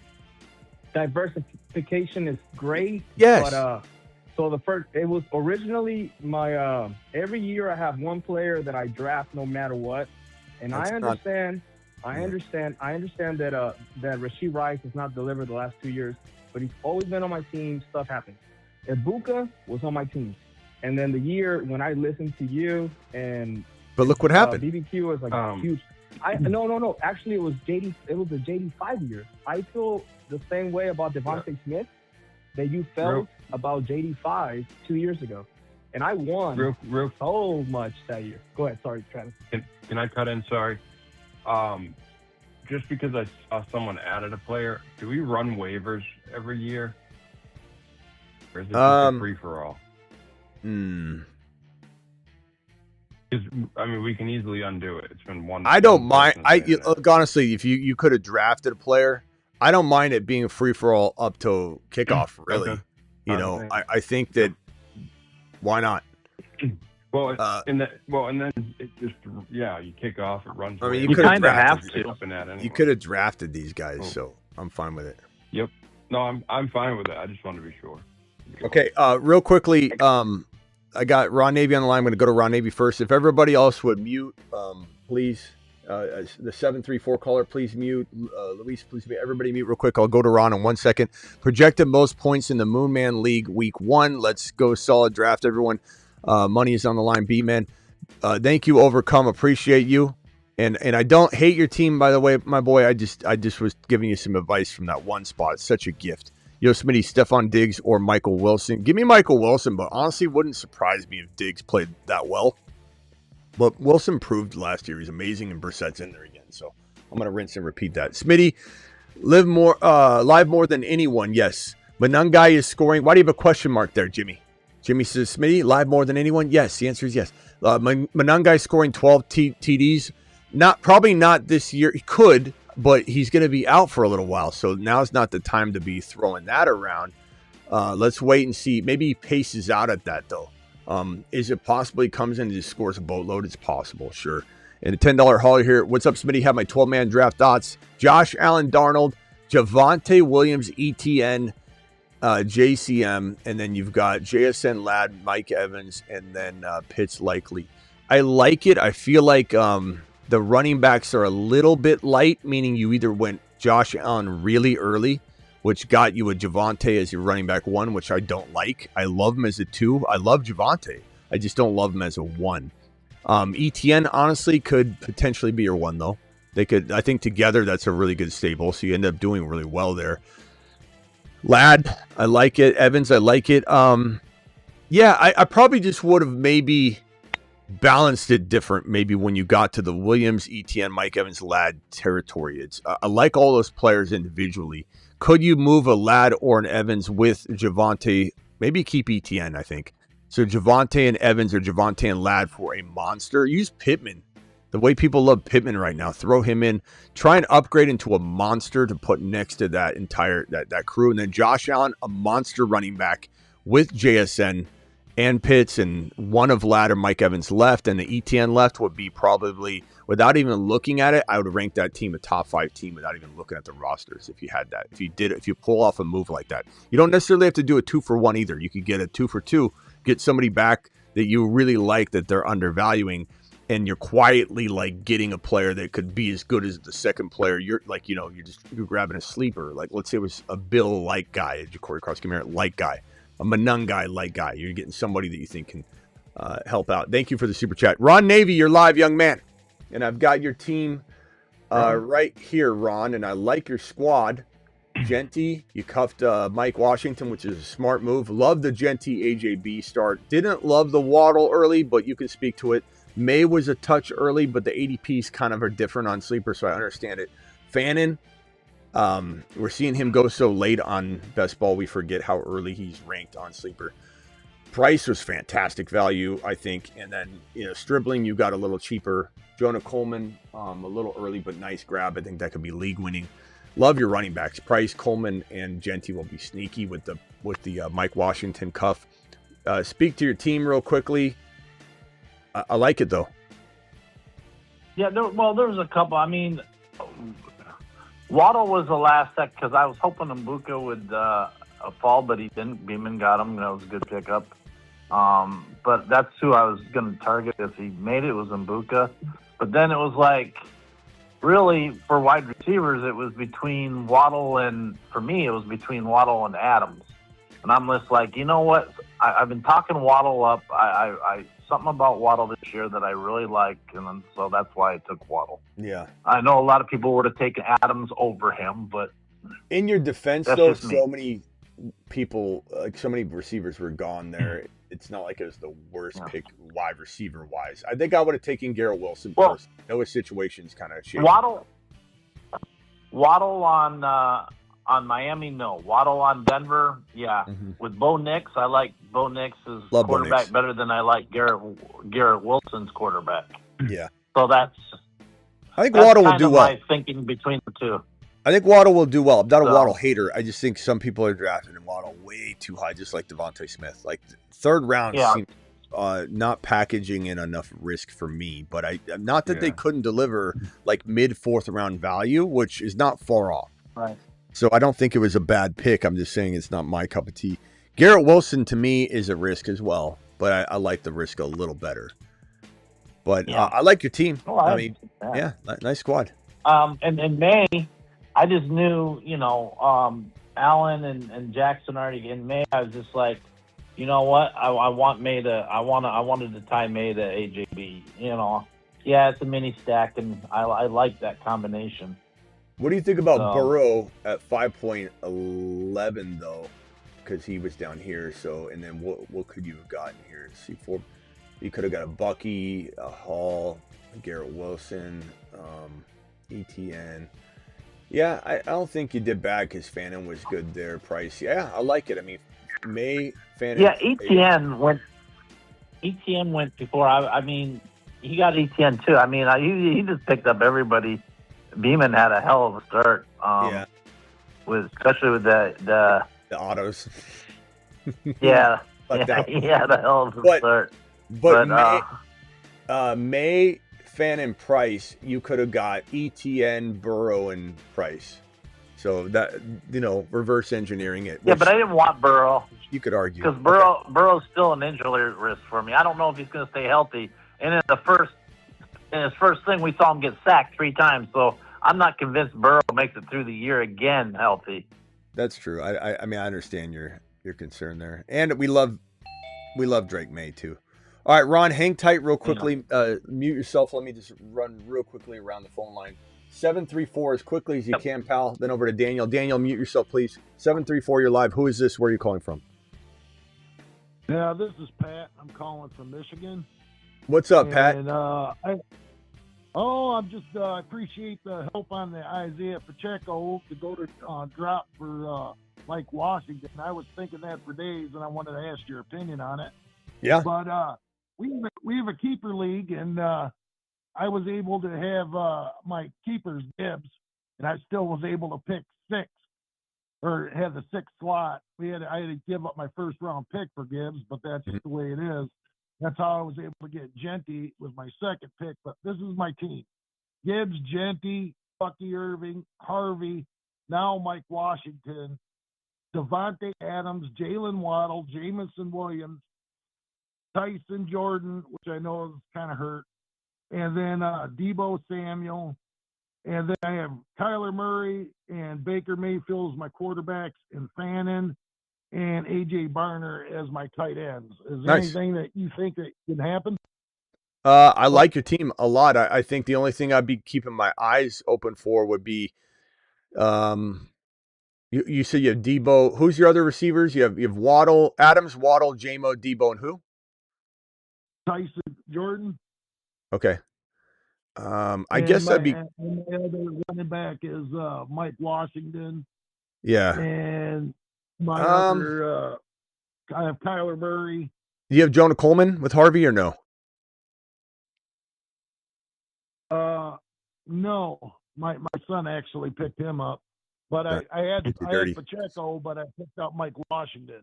Okay. I dropped Pacheco for Mike Washington. Okay, so you got M. Washington. Okay, so I would probably say just keep your eyes peeled for some sort of wide receiver upgrade. Like at some point you might throw Bucky and J-Mo or Bucky and Waddle, or you could do Bucky and Adams, and just try and go. I got Debo too. Yeah, try and go shopping. Make sure Stribling isn't out there or some wild. Try and send Bucky and Waddle, Bucky and J-Mo for like one big JSN type monster. Honestly, that's kind of what I'll be. Yeah, I got Debo's my last guy. I got Cyrus is available. That's why I wanted to ask you if I could just wait a little bit. No, I wouldn't wait before I dump Debo. I don't know. So I don't know. Debo to get Cyrus. Who else do you have that you can dump? I got Adams, Waddle, J-Mo, and you're not dumping those guys. Tyson Jordan, and Debo. What about other positions, though? Kicker? Can you drop your kicker? No, we're only allowed to keep 5 of each running back and wide receiver. We're not allowed to load up. Okay. Then, yeah, you probably can't. I mean, you could drop Debo for Cyrus. I wouldn't hate that, but Debo could have a good year. Maybe I do wait if I'm you. Just wait a little bit. Stay on top of it. That's what I was thinking. So if he does anything, I could maybe trade him off or something. Yeah. And pick up Cyrus. But given the roster restrictions, you've even let me know that the waiver wire is going to be plentiful. So I'm definitely moving Bucky with one of these receivers for a JSN, and then I hit the waiver wire and pull a Cyrus Allen right on the roster. All right. So do a 2-for-1. Barner. Yeah. Barner. Drop Barner for Cyrus Allen. Yeah. Well, he can't because he can only keep so many receivers. So he can't drop. He's got to drop Debo. Yeah. But bro, make a 2-for-1 trade and get an open spot. Then bring Cyrus on, and then or just you grab JSN and then you could grab another running back or whatever. But go get a top player because your roster requirements. I know that the waiver wire is plentiful. Okay, so do a 2-for-1. Yeah. All right. Thanks, man. All right, later, bro. Appreciate it. Yep, Daniel, you're live as quickly as you can, young man. Yeah, thanks, Smitty. Yeah, I know we're on the topic 11th pick, running back, or wide receiver, running back. I'm with you on the wide receiver and getting the balance. For the 11th pick, if I'm going like a Genty or a James Cook and they snipe A.J. Brown, because the 12th pick is a big A.J. Brown Pickens. guy. I already know this. Okay, cool. We're going to go Pickens, and you. I like Pickens? it. Okay. I mean, Travis, are you okay? I mean, I'm okay with that too. You just got to know your league. Like in my buddy league, I got neighbors in 4, which means that I would easily have got him at least at the 3-4 turn in a 12-man. If we added 2 more Yeah. guys to our 10-man, unless you're in a 10-man, but 2 more guys No, it's would a have 12 man. easily. Yeah. So 4.5 ish is where, or 4.6, I think is where neighbors went. So you just got to know your league. If you could go Bowers in 2, but still find a Rice or neighbors because your league is just ridiculous about it, then you smash it. But other leagues, you're not going to sniff that. And so Pickens to me is the call. But Travis, do you like Pickens at the? Do you like him as high as I do? Where you would say if AJ Brown got taken, he's easily I could take him at 2.1 if I needed to. Yeah, because for me, like that set of running backs goes AJ Brown, Pickens, and then Neighbors. But like you said, Neighbors isn't going till beginning of third a lot of times. So. And I could get behind the neighbors pick as Yeah, well. I wouldn't hate it either if you like Neighbors more. I mean, like those 3, if I want one of them.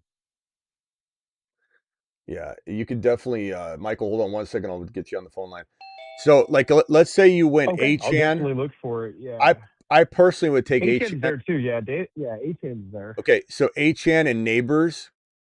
I know that the injury scares people, but bro, that looks nasty. Even with the injury and everything, that looks, But I would probably take Pickens, but that looks nasty.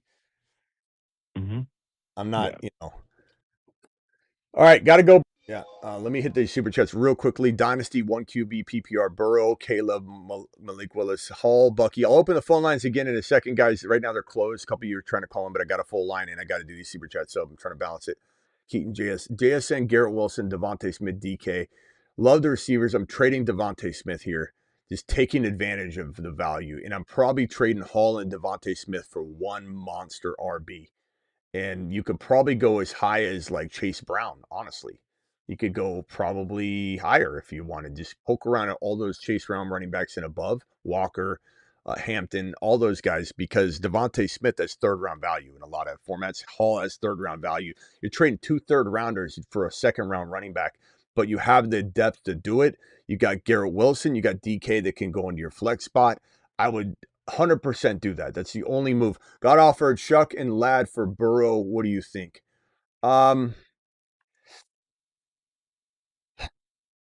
I don't think so because your receivers are already great. If you told me the receivers, that's not going to help you. If you told me you could then flip Ladd into something and you could specifically map it out, I could maybe be more open-minded to it because it leads to a trade you couldn't do if someone's like, I want Ladd. But I'm going to say no on that, bro. Do what I said. Trade Hall and Devontae for 1 2nd-round. I'm talking like mid or top of round 2 running back value. Drop Willis, Coleman, Mitchell, or Okonkwo for Cyrus. It depends. If Okonkwo is your backup, you could. So that's but I'm not dropping Willis, not dropping Coleman, not dropping Mitchell. So probably would say Okonkwo if he's not your starter. But be careful because I like Okonkwo, On that last one, the Shuck and Ladd for Burrow, he has Caleb and Malik Willis too. So, like, if you could get Ladd and another player that can help your lineup for Burrow, I might consider that more. Yeah, but you don't need to get a 3rd quarterback. Yeah. Okay, I'll go to Luis right after Michael. I'll go back to Luis. So Luis, hang tight. Michael from San Diego, what say you, young man? And let me pull up your team. And thank you for the last minute fill-in. Appreciate you. He took Genty, Henry. We knew Henry was coming. I predicted it when you're on the clock. Garrett Wilson was a nice pick, though. Again, not a fan of the running back for many reasons, but you still pulled off a pretty decent-looking team. Of course, you always do. Your team looks really good. I think it's top 5-ish. I do wonder what the team could have looked like. I guess we could reverse engineer and just say, like, do I like, it's an ETN at 3.7, 3.0. He wouldn't have made it to your pick here. So if you went AJ. There's a lot of snipage going on. Yeah, it does make it tough. Maybe Pickens. If you went Genty and Pickens, let's say, had Garrett Wilson. Yeah, maybe in Snipe City it worked out pretty well for you, but tell me what you think. Yeah, it was tough. I was also out tonight. I had plans, so the draft last minute made it tough, but I think I improvised pretty well. Yeah, the Josh Downs one hurt. You know, I heard you mention the Wandale pick being early, but I had Downs right there and Godwin as well on my rankings, and Downs got picked. So I feel like at that point I needed to just take my guys going into the 8th round. So I like the Price pick. I feel like my running back depth is do solid too. with Jadarian Price. Ron Navy got Price as well. I love that for both of you guys. You both got Genty, you both got Price, and you both got Mike Washington cuffed to Genty. So you both made smart moves there with those running backs.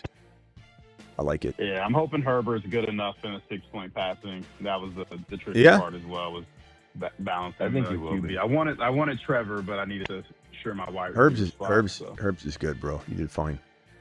Yeah. Any other observations? Anything else? Don't go anywhere. I'm going to go back to Luis. But anything else from this draft? Go back to Luis. Okay, Luis, you're live. Anything else on your mind, Luis? Hit that thumb up button. If Mike would have, I'm sorry. No, go ahead. Oh yes, sir. If Mike would have won anything but Loughlin, that would have changed my whole draft. That's all I gotta say. I know I went Devontae Smith, and I know you're saying if we would swap Devontae Smith and Garrett Wilson, that would be a team. But I would argue that. But yeah, if he would have done that, man, I literally would have done a whole completely different draft. And I had a question for tomorrow. Guys, open the phone line in a minute. So I was gonna take Devontae Smith no matter what. But if he wouldn't have taken Loughlin, he would have taken Williams. I would have done a completely different draft because I would have given him my time in. I would have never drafted Pitts. I would have just waited on a value. I probably would have still drafted Ferguson, but Pitts, it would have been a whole different draft for me. It worked out pretty good though. And, I like your team. Yeah, it worked out. It's balanced. I believe that. But yeah, hey Smitty. Okay, so I don't know if you get asked this question a lot, and I think you used to get asked this when I first started watching the show about 2 years ago. What about super play leagues? Because I do play in one, and I'm gonna draft it tomorrow. So basically, it's I think it's 10 points per 50-yard touchdowns. It has to be a touchdown. Is there like a specific? You don't have to tell me like a whole list, but just like, is there one player that you're gonna be targeting? When it comes to super plays, they call it. I think Gibbs, so, AJ Brown. These guys are the guys you can envision running long touchdowns into the end zone. My boy Hendy, if you get him for runs. Neighbors is all of his work's downfield. Yeah, keep Mitchell later. Okay. I would say but the one thing I'd say is go to your scoring. So if it's on Sleeper, you go to the stats and sort by 2025 points. Go 2025 scoring and see who's sticking out like a sore thumb from last year's data. Because if you don't look at that, you don't know. You don't know what these guys are scoring. So go see who's sticking out like a sore thumb, and say, "Holy crap, J-Mo's number 6." Because I can't really tell you. I don't have that scoring in front of me. But if you pull up the players. And then in the right corner, you're going to click the projections or whatever, and you're going to click on 2025 stats.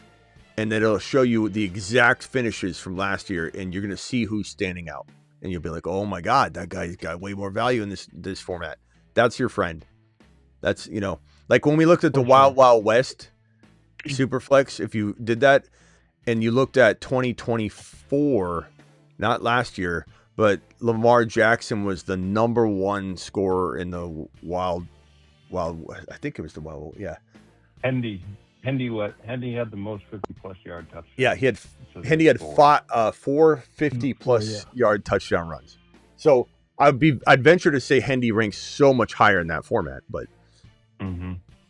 yeah, it's on ESPN. But yeah, and one last thing, Sleeper is the best app. I cannot convince the people that I draft with to come here, but just Sleeper is so much better than ESPN and any other league. Just saying. I like it commissioning. Okay. I like ESPN. I still like ESPN a little bit to play on, but as a commissioner, it's a lot easier on Sleeper for sure. But yeah, I hear you. So much easier, I like to keep everybody on the same thing. All right, hold on one second, Luis. You can hang tight real quickly. Let me just circle back around.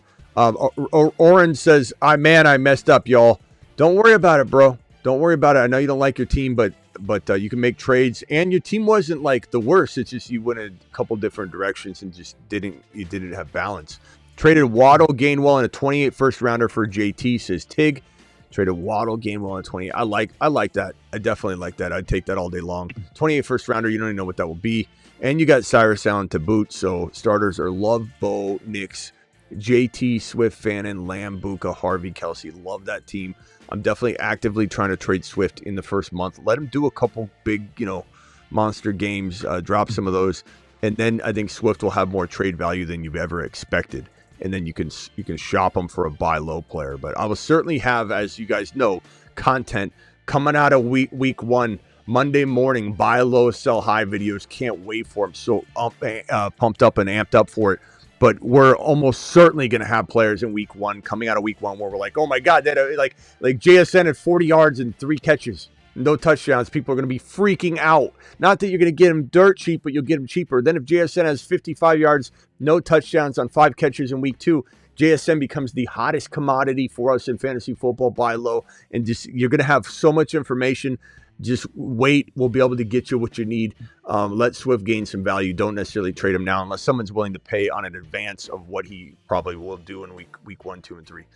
All right, let me circle back around. Go ahead, Travis, then over to Ron. Is Louis still there? Is Louis still there real quick? Because I don't need him to answer, but just listen. Travion Henderson had 4, 50+. Marvin Mims, 2. Zay Flowers, 2. Genty, 2. Raheed Shaheed, 2. Yeah. And then a couple of sleeper guys like Kyle Williams. He's going to catch long passes. Christian Watson had 1.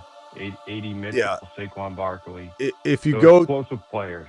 If you go to thefantasyfootballshow.com, click on the blue stats button on the home screen, and then you go down to the data that I have. You can select in that data, you can select running backs, then you can switch it over to 50+ yard runs, and it'll show you right here. I'll screenshot this. It's the most phenomenal stats area I think that you can find out there. So make sure you guys are checking out thefantasyfootballshow.com. Here's what it looks like. All the stats stuff is available to everybody that has the membership. And this is just one small corner of the website. But Hendy, 4 50+ yard runs. Yeah, Taylor, Bijan, Barkley, Genty. So that's all right there. So those big plays, go to the site and sort by it, and you'll have a field day trying to figure out, who's the best pick and all that. So go check that out. I will be listening to this part of the show tomorrow at 4 o'clock Texas time. Yeah, I don't know how Travis finds this so fast. That's actually amazing, man. Like, damn. Well, it's on thefantasyfootballshow.com, Luis. It's sitting right in front of your face on the fan. But still, like, I understand that, but like, it was just so fast, and it was so like. All right. It was just awesome. Thank you. Hold on one second, Luis. Be right back. The other night, I'm AI. Yeah, he's not even real. Travis is not even real. I'm going to reveal that later. Honestly. Appreciate you, Smitty. Hit that like button, says Blackbeard. Blackbeard, thank you for the super chat. Virus on waiver, drop a Conquo. Fannin is my tight end. In general, Danny, I would say I don't mind not keeping a backup tight end in certain league settings. If you feel like you look at the waivers and there's always tight ends, like Strange is on waivers, Hawkinson's on waivers. That is the type of environment where I only hold a starting tight end, even though I love a Conquo. And he would be he's going to be a waiver wire gem, I think. But in that scenario, I'd rather take that non-tight end backup position and get some value. So I appreciate you with the super chat. All right, Ron Navy, you're live, young man. Anything else you want to talk about on the channel here? We got about 400 of you still here on YouTube. Hit that like button. Ron Navy. No, I think I'm pretty good. I mean, I wasn't happy that I had to draft in the 11th spot. I mean, whoever gets happy about that, but I mean, considering the fact, I think I did okay from the 11th spot. Yeah, you did. And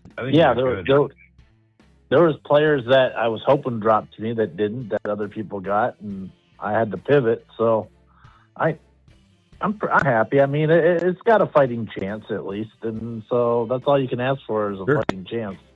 Sure, I got the 7 pick in the Marsman, so we'll see what happens there. Travis, you got the middle of the pack. Yeah, Travis, you got, what do you have, 11? Oh, Travis has the 11. 11. So he's in the same draft slot. Yep. Okay. I mean, seeing all these other guys could be helpful because you kind of see all the players that fall in there, so you can kind of make a plan for almost. But I got in a few any of ways these I can leagues, go. it's hard to make a plan because we know all the sniping. And Marsman's worse the than Mars any League is sniping. really bad at that. Yeah. Yep. It's brutal. Yeah. So, anyways, I'm going to get going. right. I'll talk to you guys later. Had fun. Later, Ron. Thank you. Appreciate you. Thanks, Ron. AZ Healing All right, bye. says Gadsden, Sadiq, or Barner in redraft PPR. Gadsden probably is the best. I mean, I do think AJ Barner is a big time sleeper, but I think I'm going to roll the dice with a Mike McDaniel tight end that we were all so excited about in Gadsden last year. At one point, we thought he was a top 5 dynasty tight end, and then the whole team fell apart. So I don't know that I'm going to judge Gadsden too much. And you hear a lot of he's a horrible blocker, blah blah blah, but they don't want him there for blocking. That's why they brought in Kohler to have an additional blocker. So I'd say Gadsden, but keep on your toes about that tight end room though. Okay, Luis says extender. Yeah, we could definitely put that. I'm just going to put that timer up anyway right now. So the 10-minute extender, Luis dropping. Let's see. That's going to put us at 20. I'm just going to put it at 25 minutes right here. Luis, appreciate you dropping the extender. We'll make that into a double right there. Boom. 25 minutes till the show ends. Thank you, Luis. And then where is Travis emoji? We're working on it, Luis. Appreciate you. And then I think I got all the other super chats handled right now. And then Michael, did you have any additional thoughts or topics that like maybe you were curious about the values tonight? And I'll give you an example of one that we were kind of shocked about in this draft. One was Stribling went so high, he went in the early 7th round. The other one that stuck out like a sore thumb was what was the one where we were like, oh my God, we didn't even see it. What was that, Travis? We were looking at it. Was hold on, let me see. I want to say. What was it? Let me see if I can pull it up. I think it might have been in this one. Let's see. H-Ham was early but suitable for sure. I understand it. Hampton, Chase Brown, Bowers, Pickens, London, Henry, Loveland at 3.1. I know this wasn't. Yeah. You know that might be a good one. It, but I mean, go ahead. Waddle was high. Yeah, Waddle. For Ron, but Waddle was high. Okay, so Michael from San Diego, you drafted in Ron's draft slot. He took Waddle at 3.1. So speak to that because you had that draft slot and what you would have done. And then he took Wilson. Yeah. You took Love. Who took Loveland? Was that Michael? You got him right. He took Loveland 4th round. So Loveland 4.2. That was the most controversial pick for me right there. That one was tough. Well, what do you think about Overcome taking him at 3.1? I don't like him at 3.1. That was early because it's really early and there's good running back receiver values. But it's like I was saying, it's tough with this league with the snipage because I was expecting a lot of players to come around at that turn, but they weren't available, so you had to make pivots. And honestly, it was a good practice. I really liked the draft, to be honest, because I couldn't get a lot of the players that I've been easily accessing. So my original strategy coming into it was to take Genty and Achan, but of course it's a show league, so I figured only one of those guys would probably be available, which was true. It was Genty. Yeah. And then the original plan after that was to actually copy what he did and go A.J. Brown, but he got taken at the turn. And so at that point, I'm like, look, I'm going to go with Henry. I know you guys aren't Henry people, but he's, to me, the safest in that Henry. range. Yeah. I just don't. Yeah, but I just don't think he's going to keep going forever. Yeah. Well, this year, right? Not even talking about forever. I think this year he's solid there. So I wanted some safety at my 2 spot. I knew it was kind of a reach, but I wanted the RB. At the turn, I knew I wasn't getting Devonta Smith because Luis was right there, but I liked Garrett Wilson, actually. I was like, I know I'm going to have Wilson available to me there. McBuka also went early, show player. So that's when I had to take Loveland. I didn't like any of the receivers at that turn pick or the running backs because I had 2 running backs already. So I said, you know what, let's get a tight end that can produce for me. So that was the value that really got me. Yeah. Can I say something real quick? Yeah. Can I say something real quick? I literally had the same idea. I was going to go HN and Genty too. And then they all started falling. I said my third option is So if CD Lamb is still there, but Achan or Genty are gone, I'm gonna go CD Lamb. And the only You thing could have is the had Wilson Genty pick. though. Yeah, you could have You Genty. could have had Genty. Yeah, but CD Lamb was there, so I couldn't let him go. I mean, because my whole thing, and Husseini, he sniped me on this, because after that happened, I was gonna go CD Lamb, and then I reached on Javonte, and then on the back end, like round 7 or 8, I think it was 7, I was gonna go Dak Prescott, so I was gonna have the triple threat and like the stack, and I'm like, man, yeah, you definitely sniped me with Loveland, because I wanted to go Achan, Genty, Devontae Smith, and Loveland, and then I was gonna follow and see what happened. But yeah. All right, hold That on. Loveland pick, I don't feel good. I didn't Or feel good about Genty. it at the time, but I feel better now. All right, hold on 1 second, Yeah, boys. no, it's Hold definitely. on 1 second, boys. Okay, so Swaggy, thank you for the super chat. He says he has the number 1 pick. Of course, he's going Gibbs. Overcome, you listening? How will you draft around him? Well, I think it's pretty easy to say this was pretty much almost cemented in that, of course, barring Hampton, like who almost fell, Bowers, who probably won't fall, McBride, who almost certainly will have a chance to fall, but may not in sleeper, depends on the ADP, Walker. So assuming all of those guys don't fall, but McBride would be included in this list, you really have the Pickens, the Neighbors, and the Rice, the McBride, like just that combination. And if all else fails and you only get Gibbs and let's say Neighbors or Gibbs and Pickens, or then I'm going to go Josh Allen potentially with that stack, that triple monster stack, if I don't love what's there. But you're not crazy to go with Nico Collins, Jeremiah Love. So if I had to rank it, I would probably say Pickens, Pickens, Bowers, Neighbors, McBride, Jeremiah Love, Josh Allen. That would be my ranking for you. Just don't come out without a wide receiver. It has to be Gibbs and at least a wide receiver in one of Josh Allen, Bowers, Neighbors, Jeremiah Love. Okay, that's the easy win a league move right there. And then this one here from Spencer. Spencer says, great draft, Pluto League. Thank you, Spencer. Appreciate you. Glad you were in it, my boy. Nice job. Nice work. All right.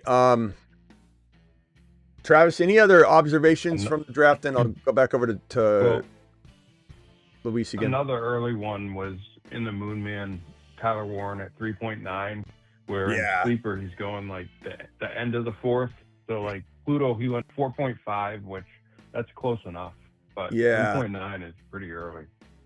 I didn't. I mean, 4.5 makes a lot of sense for that. That one I'm okay with. 4.9 to 5.1 ish. That territory is where Warren can crush it. And I'm not saying Warren and ETN. Oh, go ahead. Oh, I was going to say, I'm not saying Warren can't crush it from 3.9. I love him. I'm not going to be surprised at all. We'll be cheering Warren along as he becomes a top 3 tight end, I think, this year. But it's hard to get behind when you have so many other opportunities in other leagues to get Warren and use this pick on a different player and have some diversification, which is why I'm always stressing to Luis to try not to go Devontae Smith in every draft, because you can get these players. Like, it's not that I don't think you should bank on a guy on a lot of leagues. I'm definitely an all eggs in one basket type of player too at times.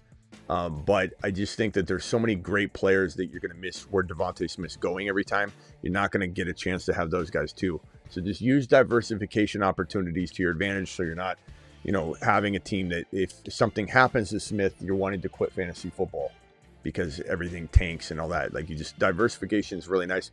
And sometimes I won't diversify, but I usually, like Gibbs, I won't diversify, but I'm blessed to for the players that I'm not diversifying with to be in positions where I can't even draft him every time, because how many times are you going to get to 1.1? So I take Gibbs every time I get it, but I'm only going to have him in like 7 to 8%, 9% of all my leagues, with the odds of you getting the 1.1 out of 12 picks.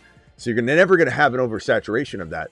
Most of the players that I have all my eggs in one basket, I draft them in like every league. They're Jonah Coleman's. They're players I'm getting much later. Tootin's a 4th to 5th round pick. That won't crush me, whereas Devontae Smith at 3.3, 3.4, if he does go down, you're probably cooked in almost all of those leagues. So it's just a dangerous thing to play with. I think when you're talking about early player with a player that doesn't have the pedigree of a freaking Achan or a Gibbs or a St. Brown or a Pickens or whatever. You're talking about Devontae Smith, who has a lot of upside. His situation's the one that's really making you say, Devontae Smith, I'm going to go all in, not because he's a superior talent over other wide receivers. He's a good talent, very good talent. I mean, he came out of college as a very underrated player that was absolutely amazing, the best wide receiver in college. But he still isn't right now. I think everybody can agree he isn't on JSN's level, or he's not on Pickens's level. He's a player that has supposed to be an elite situation, which I don't necessarily agree with.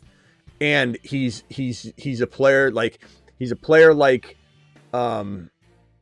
I think he's much better than Pittman or Deontay Johnson or any of those big misses that people thought were number ones. When they got elevated, they didn't perform.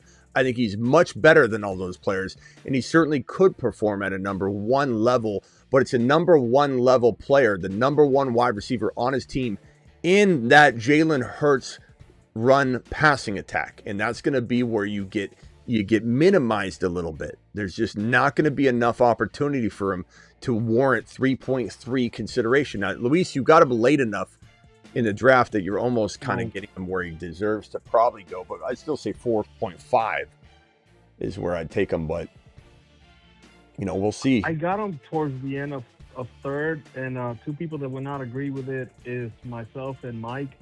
The way I look at Devontae Smith is how a lot of people were looking at JSN or other players that were, on the upside, and all they need is an opportunity. And I know a lot of people say A.J. Brown is an elite talent, and I love A.J. Brown. He's in the Patriots. I just believe that Devontae Smith can actually break that. I know you do. Feeling that I know you do. I know, but that's my whole thing. I get it. When he goes against number one, he performs. When he gets target share, there's only 4 wide receivers that outscore him. We'll see. It was Chase. It was Amara. I know, but it's just you get that. It's a lot easier to use data when players miss time and you've got to rent a spot and you got no defensive shifting or changing or. I get it, but the problem is this guy's never been a one drawing number one corners on the regular. He's going to run a different route tree. They're going down to a 2 wide receiver set, which you're going to say, but they're just going to throw it a little bit. But A.J. Brown didn't play every single game that Devontae Smith played in. He has gone against one. He has gone against their 10. The 2 wide receiver set theory that's going to amplify his production, not going to work with Jalen Hurts, who he's throwing 5 picks in a scrimmage. This guy barely gets over 2,900 yards, barely has over 20 touchdowns. Like, this is not the quarterback that I would be ultra confident in. It's about the way the dynamic, the way the team is flowing. And show me one bit of evidence that the team's flowing, Luis. One bit of evidence.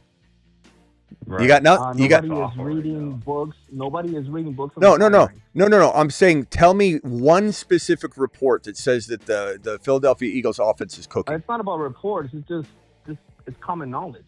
No, you got actually a team. Where's your common knowledge coming from? What's your source? There's no drama. That's the reason that I think the Cowboys are going to make it. Because we go based on speculation, right? What do you mean? Okay, go ahead. But I mean, they haven't shown any signs of looking amazing this offseason and showing that this change and shift to this run-heavy system, the way Jalen Hurts is going to have to operate now, the new role Devontae Smith's taking on, there's nothing sitting here as a glaring, oh my God, this team's cooking. Like you have A.J. Brown and Drake May cooking and having A.J. Brown pulling in 3 touchdowns in 1 scrimmage or whatever. I'm just saying we haven't seen anything yet. So when you say it's flowing, it's about flow. Well, where's the flow? Because we haven't seen a lick of flow yet. Even Mike admitted this last night. When I said to Mike, I mean, the downside is you don't have anything to show for it yet on the changed offense. And Mike, you even admitted, you're like, yeah, it's a good point. We haven't seen anything yet. We're kind of just hoping that the new play calling. The point I was making was to actually defend Hurts, though. I think you're mixing it up. I was saying that with the 5 interceptions, he's not throwing to any of his top dogs. And Devontae Smith is the one guy he has the most chemistry with. But we haven't So, seen you anything couldn't good. throw Is my now? point. Like we haven't. Devontae Smith couldn't have caught those throws. Yeah, they were. They were Yeah, terrible. but a lot of those throws you can also say could be just miscommunication. Him and the receiver. I mean, you got a whole new receiver room outside of Devontae Smith. Literally every single one of those receivers. So, you know, I'm not going to dig into him too much during training camp when you're supposed to make mistakes. So I'll see what the final product is. But Devontae Smith is the one guy who has rapport with Jalen Hurts dating back to college. So I'm not really concerned about the connection. If anything, he's going to look to Smith to lean on, as he should. So He probably Luis, will. I'm open for trades. He probably will lean on him for sure, but will those be good footballs? And will we see a little bit of the effect of like when Ibuka had to take over for Mike Evans, and Mike Evans, isn't a rookie. But one time finished with 1,000 receiving yards. when I Mike mean, Evans, all you really got to add on to that is 300 yards and 10 more receptions and 2 more touchdowns, and Devontae Smith is a top 10 to 5 wide receiver. Okay. It Well, we'll doesn't see. take much. It but doesn't take much. Mike Evans All I'm leaves. saying is Yeah, take it takes much. a lot to be a top 5. Mike Evans Takes a leaves lot and to be a becomes top 5. Ibuka becomes like a different player because that's not his position, you know. Like so they're moving him back to the flanker because of that reason. But I'm just saying, Devontae Smith Ibuka's gets fine. I love graduated. Ibuka, but he crumbled last year. It doesn't mean that Devontae Smith is when he graduates, he's just going to hit a home run on his new position and his new role. Sometimes you get a No, that's not promotion what and we're you wish you saying. didn't What get a we're saying promotion. is that it's there. It's literally there, and I It's- know it's hard to explain.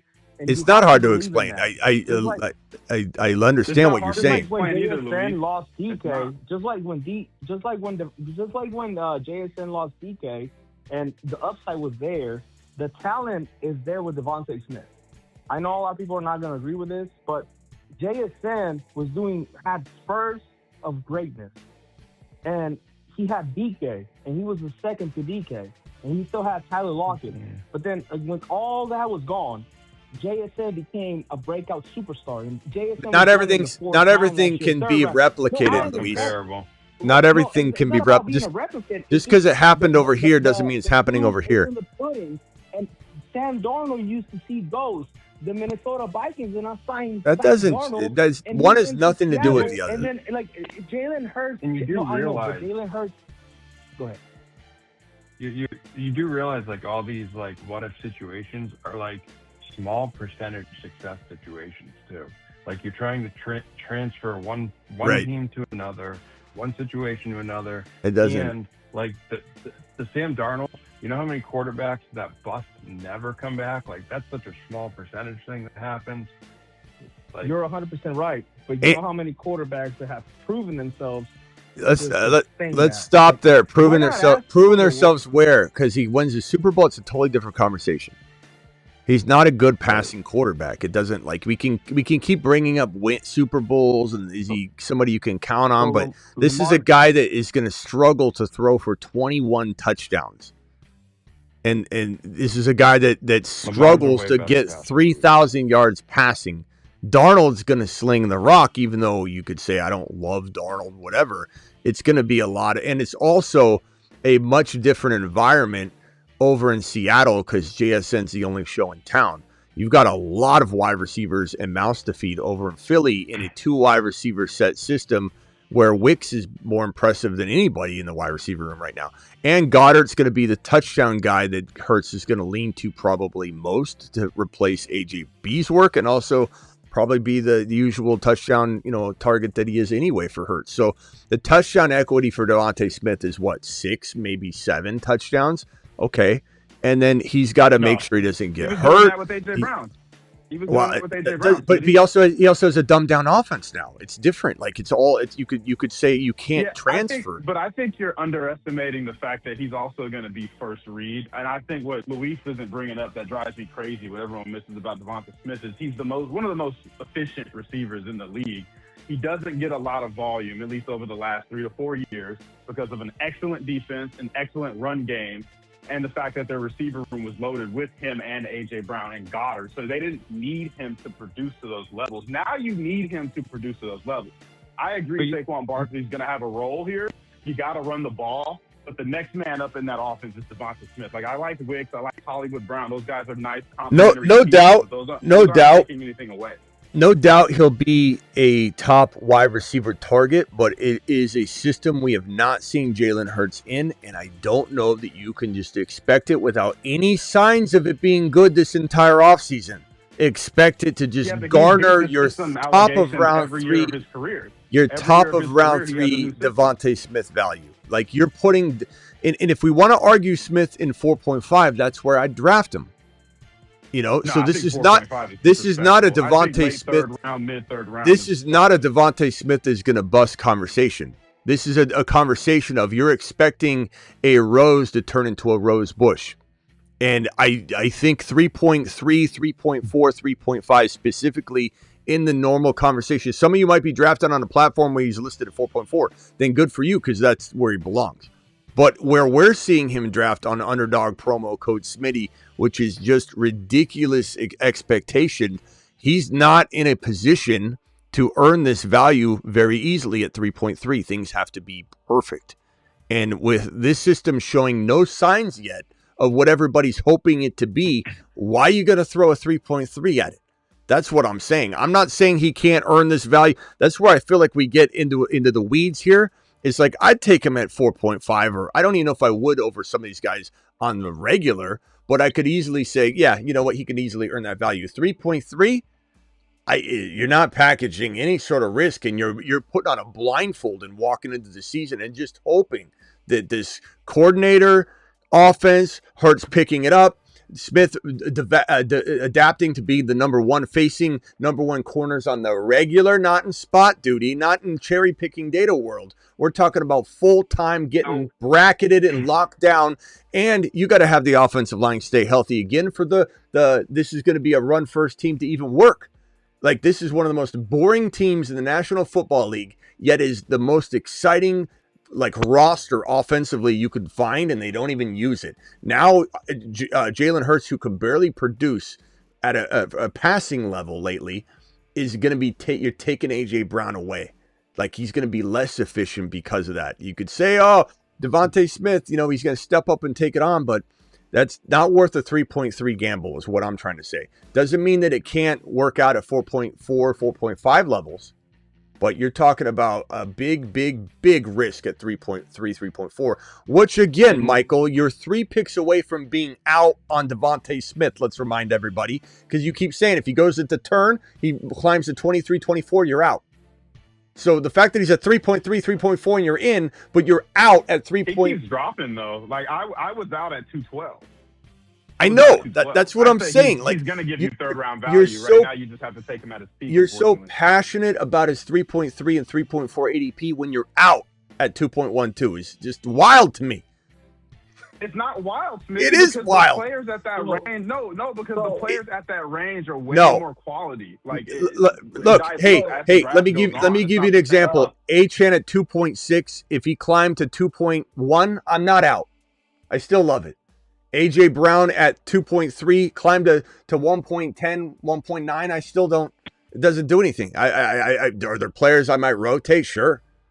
But, you're out. You're out on Devontae Smith at 1, 2, 3 spots. He climbs 3 spots and you're out, but yet you're so passionate about his 3.3 ADP. It makes my head explode. It really make your head explode, because look at the players above him in that range. It's just common knowledge. The draft dilutes once you start getting further and further down. So yes, now you're talking about taking him with Pickens. You're talking about taking him with London. I'll take him. Neighbors looks good, so that's tough. Bowers, that's tough. But right at 3-1, 3-2, after Jeremiah Love, yeah, I can make an argument for him against everyone else in this round. Outside of Josh Allen. I don't know. If he's going in round 3. Let me hit these super chats real quick, and then I'm going to give Travis a chance to rebuttal on this. In a 10-man slow draft, start a Bijan, AJB, and Love.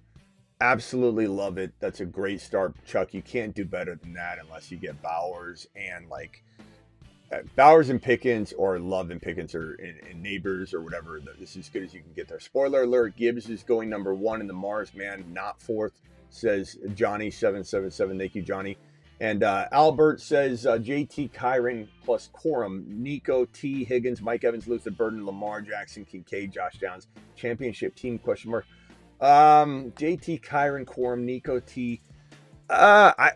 Championship team, it can get there, but I think I need to make a trade, Albert. I think I'm trading Burden or Higgins or both of them together for one player. I think I'm contemplating a Kyron and Burden, a Kyron and Mike Evans, a Kyron and Higgins for one monster. That's the way I operate. And I think that this team probably is not, if I had to guess, and don't take this the wrong way, because I'm trying to get you to tweak it, and one move away from being in the conversation of is this a top 3 team without looking. I don't think I could sign off on that. I think I could open up your roster and find 3 teams that I like better, but you make the right move, then you're in there. Because Josh Downs, you could throw him right into Mike Evans or T. Higgins' spot. But Kyron and, let's say, Burden or Kyron and Evans or Kyron and Higgins for a monster puts you on a whole nother level where you got JT and a JT equivalent to go along with Nico, to go along with Lamar. That's a lot of firepower, and I think that Josh Downs could be used to fill in that gap. But that's just me. Chuck Nasty says, nice job, guys. Lots of great picks going in both drafts. Can't wait until the Patreon draft. Thank you, Chuck. Appreciate you very much. And I think I got all the Super Chats covered. Travis, what's your rebuttal or any sort of thing you want to wrap up on Devontae Smith, and then the timer's out and we'll go around the room real quickly. Just 2 quick things. One, like we've talked about, you can say, well, without A.J. Brown there, he becomes the clear first read and this and that, but at the same time, A.J. Brown was drawing coverages, and A.J. Brown, even if you say, oh, he was facing number 1 wide receivers, cornerback sometimes, A.J. Brown is running routes that they have to account for that Devontae Smith can't do, certain things that he can't do on the field physically. And then if you actually look at it, like, without A.J. Brown, it jumped up to like 42, 43% first read, which that's like leading the league. Now, maybe they do that and that could work out for them. But I don't think they're going to. The problem is that the situation is completely different. So you can't even extrapolate last year from anything. So, like, let's say you and Luis Mike would have a much better argument if everything was the same. Like, let's say they had a good offensive coordinator. Things were kind of humming and everything's staying the same, and they're just going to slide Smith over, or maybe even keep Smith in the same spot and just say, like, look, he's like JSN. You don't have to move the wide receiver to what's traditionally the number 1 spot. You can move them all over the field. You can stay. Cooper Kupp was a slot wide receiver, was always the Rams' number 1. We'll have to see how, when you take away the 3 wide receiver sets, you're taking away that slot role. You can certainly line up tight and create slot routes, potentially like they do with JSN in Seattle. We'll see what they do. I don't know if they're going to be this creative enough to do that. We got an extender here from Ray G. Ray G coming in strong with an extender. 5-minute extender. He says, let's have more conversation around this. But the problem I have with that argument, if let's say you were to say, Smitty, they're going to use Smith like JSN. Yes, they're taking away the slot essentially, but you're lining up tight. We're watching Smith be used as a slot route-wise because he's lining up right up against the offensive line and can run routes to the outside and the inside, not just things that go across the field and go routes. So if Smith is moved all over the field in a 2 wide receiver set that we have yet to see successfully deployed, then you have an argument. But until then, 3.3, not saying it can't happen. Again, do you see Smith on my bust list? No.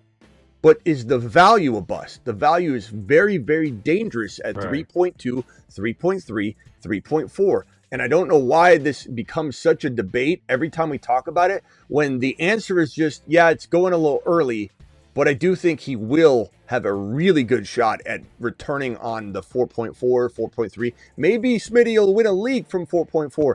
And I could be like, yeah, maybe. But 3.3.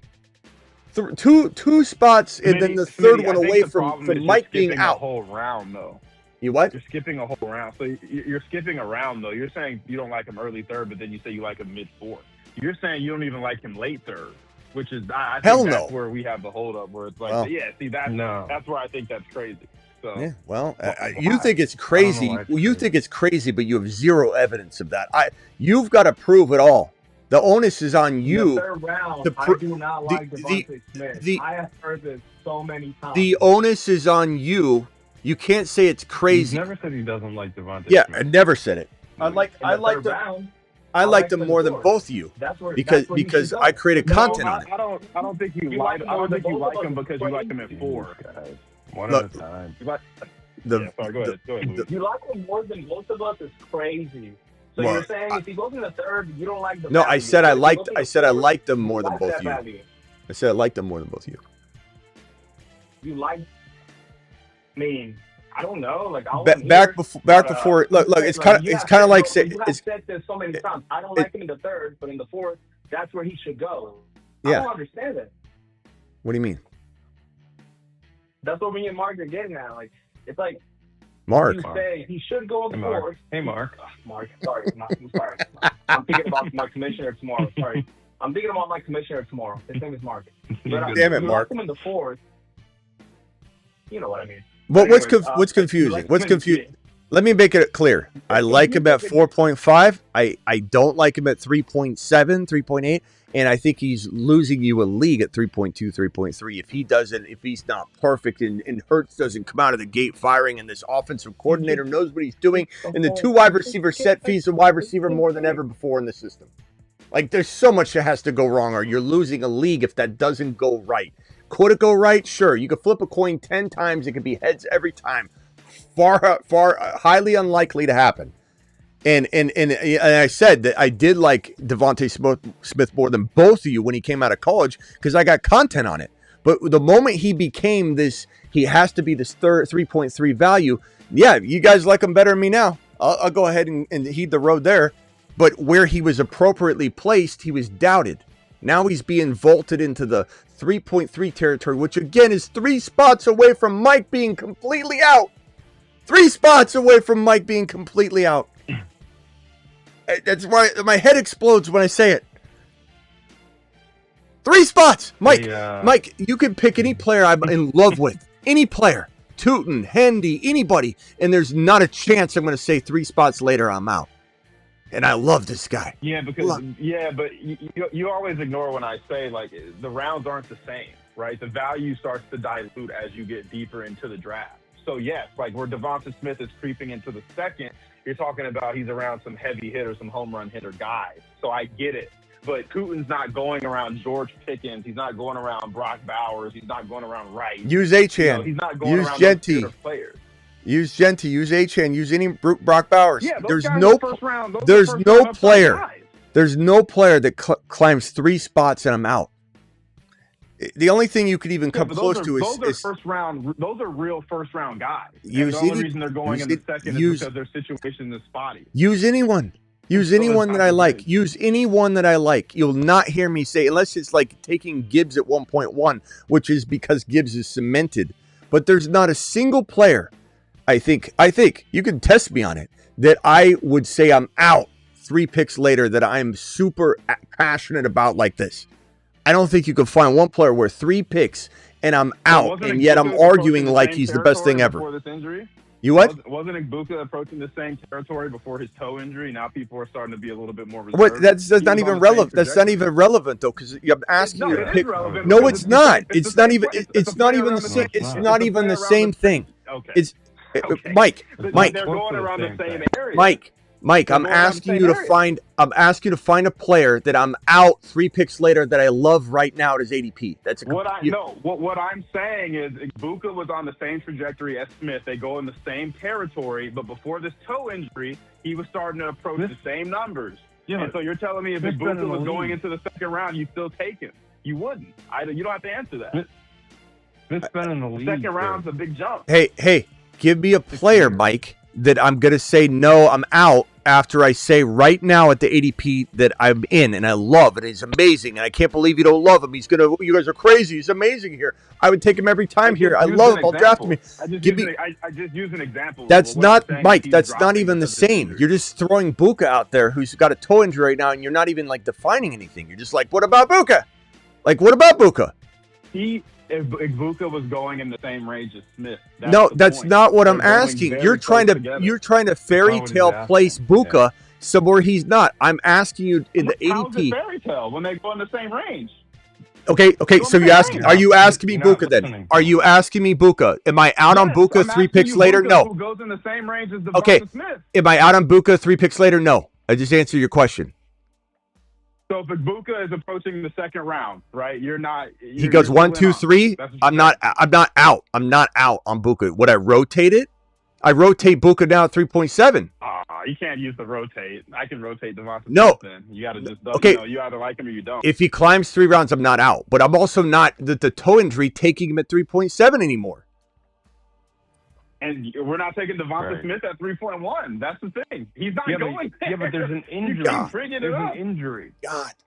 You're wrenching in this player with an injury. Yeah, I'm doing the exact. And you his- No, his- you're his- not. his- Mike, right Mike, now, listen to value. me No, really you're clear. not. Mike, listen to me very clearly.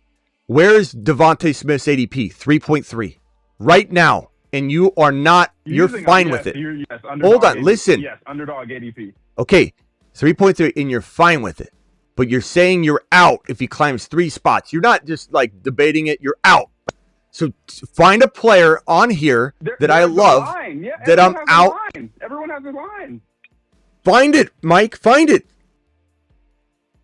I would draft for Devontae Smith 2.5. He can't.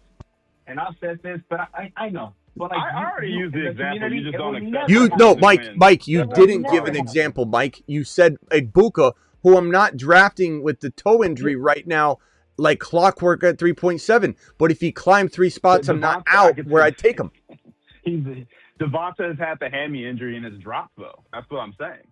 So they're very similar in that aspect where He's they not. both I were don't, Mike, you're rising not towards hearing. early You're not third, late hearing me. second. You're not hearing. I'm I hearing still. you. I don't I still even I don't answered. understand how this is complicated. I don't. Yeah, I don't know how this is that Okay. complicated. Mike, find an ADP on the board of a player that I love, and find a player that I will say I'm out 3 picks earlier. You can't. You can't. You said Igbokwe. I just said no. I'm not out 3 picks later, but I'm also drafting him differently. But even if we just said, okay, whatever, I'm not out 3 picks later. I'm not. So find a player. You can't. But what I'm trying to say is you're so hardcore out, it makes no sense. There's not a The player problem is here. We're using this board. Well, the problem is we're using this board, and you get to put Igbokwe down, who's falling because of his injury, but Devonta still is going at peak value. So it's the same exact thing. That's what I'm saying. Devonta's not showing you when he's going at early Anybody third. else losing their mind here? I don't get how it's the same. I don't know how. Because Like they are around, Travis, Mike, they are in the Mike, same value Mike, his area in the ADP draft. They're going in the third round. Mike, I'm But it's telling just you, simple. I'm answering the question. I'm not 3 out picks. 3 picks later. So your Igbokwe thing's already thrown out. So you're taking Buka over Rice, Neighbors, Pickens. That's the No, question I'm asking. no, Buka's at 3.7. You're talking about half a But round so or is more. So is Smith. You're looking. Yes, so is Smith. No.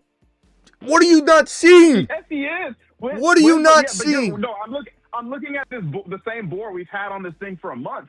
It's changed. Mike. Smitty has also had a hammy injury. That's what I'm saying. He's not going at 3-1, 3-2. No. He's at I've done so 3-3. many mock drafts today. He was not going there. He's using underdog Mike, he has an ADP 8 from a month ago. Okay, hold on. Mike, his ADP is let's see here. I'll pull it up right here. Not to mention, you still were saying that consistently. Devontae Smith at 27 overall. So he's at 3.4. He's moved about a half a spot. He's right between 3.3 and 3.4. He's exactly where he is. And 3 spots later, you're out. And you can't produce one example of that for me. You keep saying Book, but that's not it. It doesn't make any sense. None of it makes sense. He's going to 3.7. 3 picks earlier. I'm not out. Okay, I mean, I guess Breece Hall, based off of this value on this board that I'm looking at right now, it's an older board. If Breece Hall were to move up, you're going to take him over Love, Rice, and Neighbors. I mean, I wouldn't take him over Love, Rice, or Neighbors anyways. It doesn't count. You got to find a player that I'm like, oh my God, this guy's going to the moon. I'm drafting him. You guys are wrong on him. 3 picks later, oh, I'm out. That's fair, but and look, you're going to use that argument against me, and if everybody in the chat doesn't understand that he is at his absolute ceiling, then I can't say it anymore. He's at his absolute ceiling because most people think like me and Luis, that it's finally his time to shine. So unfortunately, we can't get any value. But don't you think players. don't you think you're arguing him as if he's not at his absolute ceiling though when we're talking about 3.3, 3.2? Because let me give you an example of a player that's breaching their ceiling, but I'm not necessarily out on it at all. Is you say like a CeeDee Lamb to me at 9 or 10, but I'm also not this advocate of the player either. I love Lamb, but I like Pickens more around later.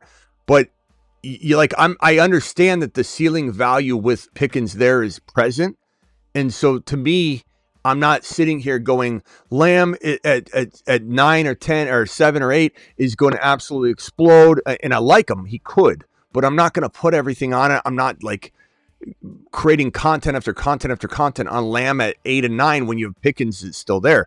So I don't know. I don't know how to explain it other than he is at kind of his ceiling value, which makes him a little less appealing, which makes me sometimes go with a potential Genty, or I'm going JT sometimes over Lamb because the ceiling makes it really complicated. Whereas 3.3, it doesn't feel like you guys are wavering at all. It doesn't feel like there's any rotation whatsoever, or at least you haven't conveyed that. And I'm just curious how at his ceiling he's still such a lock. That's all I'm saying. I don't know. I feel like this topic we always butt heads on, and we never get a single anywhere at all. But I mean, yeah, I appreciate you, Mike. No, go ahead. Because the problem is when I'm looking at ADP, when I'm looking at ADP everywhere else, and I'm not going to let this go. We always use the ADP where he's going the highest. And I'm sorry, I don't have any. I mean, Underdog's a best ball app for the most part, but most of my leagues are on Sleeper, or Yahoo, where he's going in the third round. And Luis has got him in the 3-7. You could also say, hey, it's a show league. People don't like Devonta Smith, but I've seen him go there. That's not abnormal. Okay, while that would be an acceptable going in the third. Why that be an acceptable take, we're always, at least when we talk about it, referencing that ADP, and you're always here to defend it like greatly. So it's not like you're saying, you've never said, Smitty, I agree, I'm not the biggest fan of this high ADP. I love him later on ESPN. You always come in and defend him on what we're talking about, which is always usually geared toward the. I believe he will earn. I believe he will earn the value, but it's not a good practice to really take anyone unless you're talking early guys. But you can't really potential. But you can't really come in and use the ADP excuse of the platform because you're literally defending him on the ADP that we're arguing. Like every time we're arguing it. So that's all I'm saying. Thank you, Ray G, with the super chat. Says Chris Bell bumped his head on the moon. Absolutely. Sorry, Ray G, if I didn't read that yet. But Ray G, you still here? Give you a standing ovation moonshot if you are, because I didn't read that out loud yet, but put this on screen. Ray G with that extender. And we are out of time right now. Let me go to Luis real quick, and then don't go anywhere, Mike. I'm going to have you give a closing statement. Luis, final thoughts from you, and then I'll read this at the end, Reeves, when I get to the end screen or whatever, or when I get right before the end screen. Go ahead, Luis, and close it out, young man. And appreciate your extender. Yes, sir. The whole take is just, we're not saying that you're disrespecting Devonta Smith. All we're really saying is people are, not yourself, Smitty, because your take to our take is usually within 8 draft spots. Just overall, it's just the fact that people don't give him a chance. People want to believe in Pride. People want to believe in Ibuka. People want to believe in JSN last year. Yeah. People want to believe in all these players that, they're talked about in the show.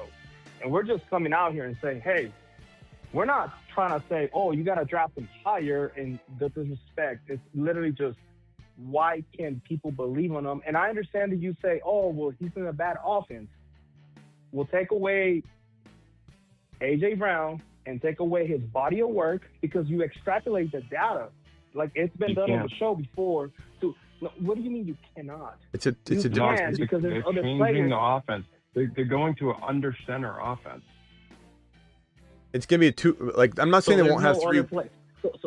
So there's no other players that can. So other players that we believe in, right, as a community, those players can't do it. And for some reason, Devonta Smith has no shot because the quarterback cannot throw. Top 5 wide receiver. Yeah, like you're drafting him too high. It's not that he can't do it, Luis. It's just, first of all, he's not JSN, and if you think he is, then that's where we part ways on the conversation, and that's fine. We can agree to disagree. We can strongly agree to JSN never won the Heisman. But that we look, a lot of people win the Heisman, doesn't necessarily tell any story, but I've always liked Devontae Smith, and he's a great player. It doesn't mean he's an elite wide receiver. He's a great player. Just because you graduate from medical school doesn't mean you're the best surgeon in the world, or you could go straight to the best hospital and perform the best surgeries. Like, he didn't graduate from with a degree and I automatically get a fast pass to the top 5 wide receivers. But I think that when you try and make an example of JSN versus Devontae Smith, just because the opportunity's there, opportunity doesn't spell out of that. All I'm saying is that Pickens, when given a chance, is the number 2. He did well, right? Devontae Smith has every single year, a whole different situation. You're just tying the successful people that have done it to Devontae Smith, and that's good. Devontae Smith into Dallas, it's a different story. What other wide receiver? Okay, I know. Hey, We're not- Jalen Naylor should be a top 30 overall player because he's going to be the number 1 in LV, and if JSN did it, then that means Naylor's going to be top. The talent. I mean, you just said it. You said it earlier. You like Devontae Smith coming out of college. I do. I don't think you were so high on Jalen Naylor as you were on Devontae Smith. I understand that. Is there. But I'm just saying you're just exploring what you're doing. Examples. Hey, he can do it. He's got to do it. If he did it, he can do it. Like if JSN went to catch footballs from Jalen Hurts, he'd be reading books on the sideline like AJ Brown was. We're about to see how bad Jalen Hurts is when AJB becomes a top 5 wide receiver in New England. That's what we're going to find out. And if Smith is this top 5 wide receiver, I'm going to hate this. I'm going to hate this. Pushed for more targets. Finish your statement, but I'm going to say something real quick. I know they're bet for Smitty. No, go ahead. I hate to freaking. It's okay because New England has all the receivers. I like Dubs. I like Williams. I like how he thinks he found something. I like how Luis thinks he found something like kryptonite. He's got to throw on me, and I'm going to melt. Okay. Go ahead. It's not kryptonite. It's literally don't like throw I hate myself please for saying this. Every Please single time that I come in the show and I go, because I'm like so big into the Patriots, I hate to say things against the Patriots. Go ahead. Hit me with the kryptonite, Luis, that I didn't research. Yeah, okay, Devontae Smith will outscore AJ Brown this year. Put it on whatever challenge you want to put. Oh, okay. I thought you were trying to bring something like tangible. You're just doing a bold prediction. No, it's not. No, dude. I told you I changed. Anyway, okay. It's like this one's gonna hurt. This one's gonna hurt. I know, Will, but that's right. Okay, so Devontae Smith will outscore AJB. All right. There it is. It's a big one. But it's okay because I got it on the wrong board. This is on the challenge board. I got it on the bold prediction board. My bad. Many more. Let's put it on this. So many more pass. This is the challenge board. Can I pivot real quick before we leave? Yeah. We had the first trade in the Pluto League go down. Whoa. Don't say it, Travis. Don't say it, Travis. What is it? I'll let Smitty pull it up. Can you just read it off? Don't do it. Okay. Everybody be quiet. Everybody be quiet. Hold on. All right. So Husseini traded away. Let me pull up the actual league too, so I can. All right, everybody be quiet. I want Travis to reveal it. Everybody just please be mum. The chat is watching and the chat wants to know, and we're gonna do dramatically. Go ahead, Travis. Okay, so the trade was between Husseini and Banana Golf. Okay. Husseini gave up Hendy and Metcalf, DK Metcalf. And Husseini got James Cook and Shakir.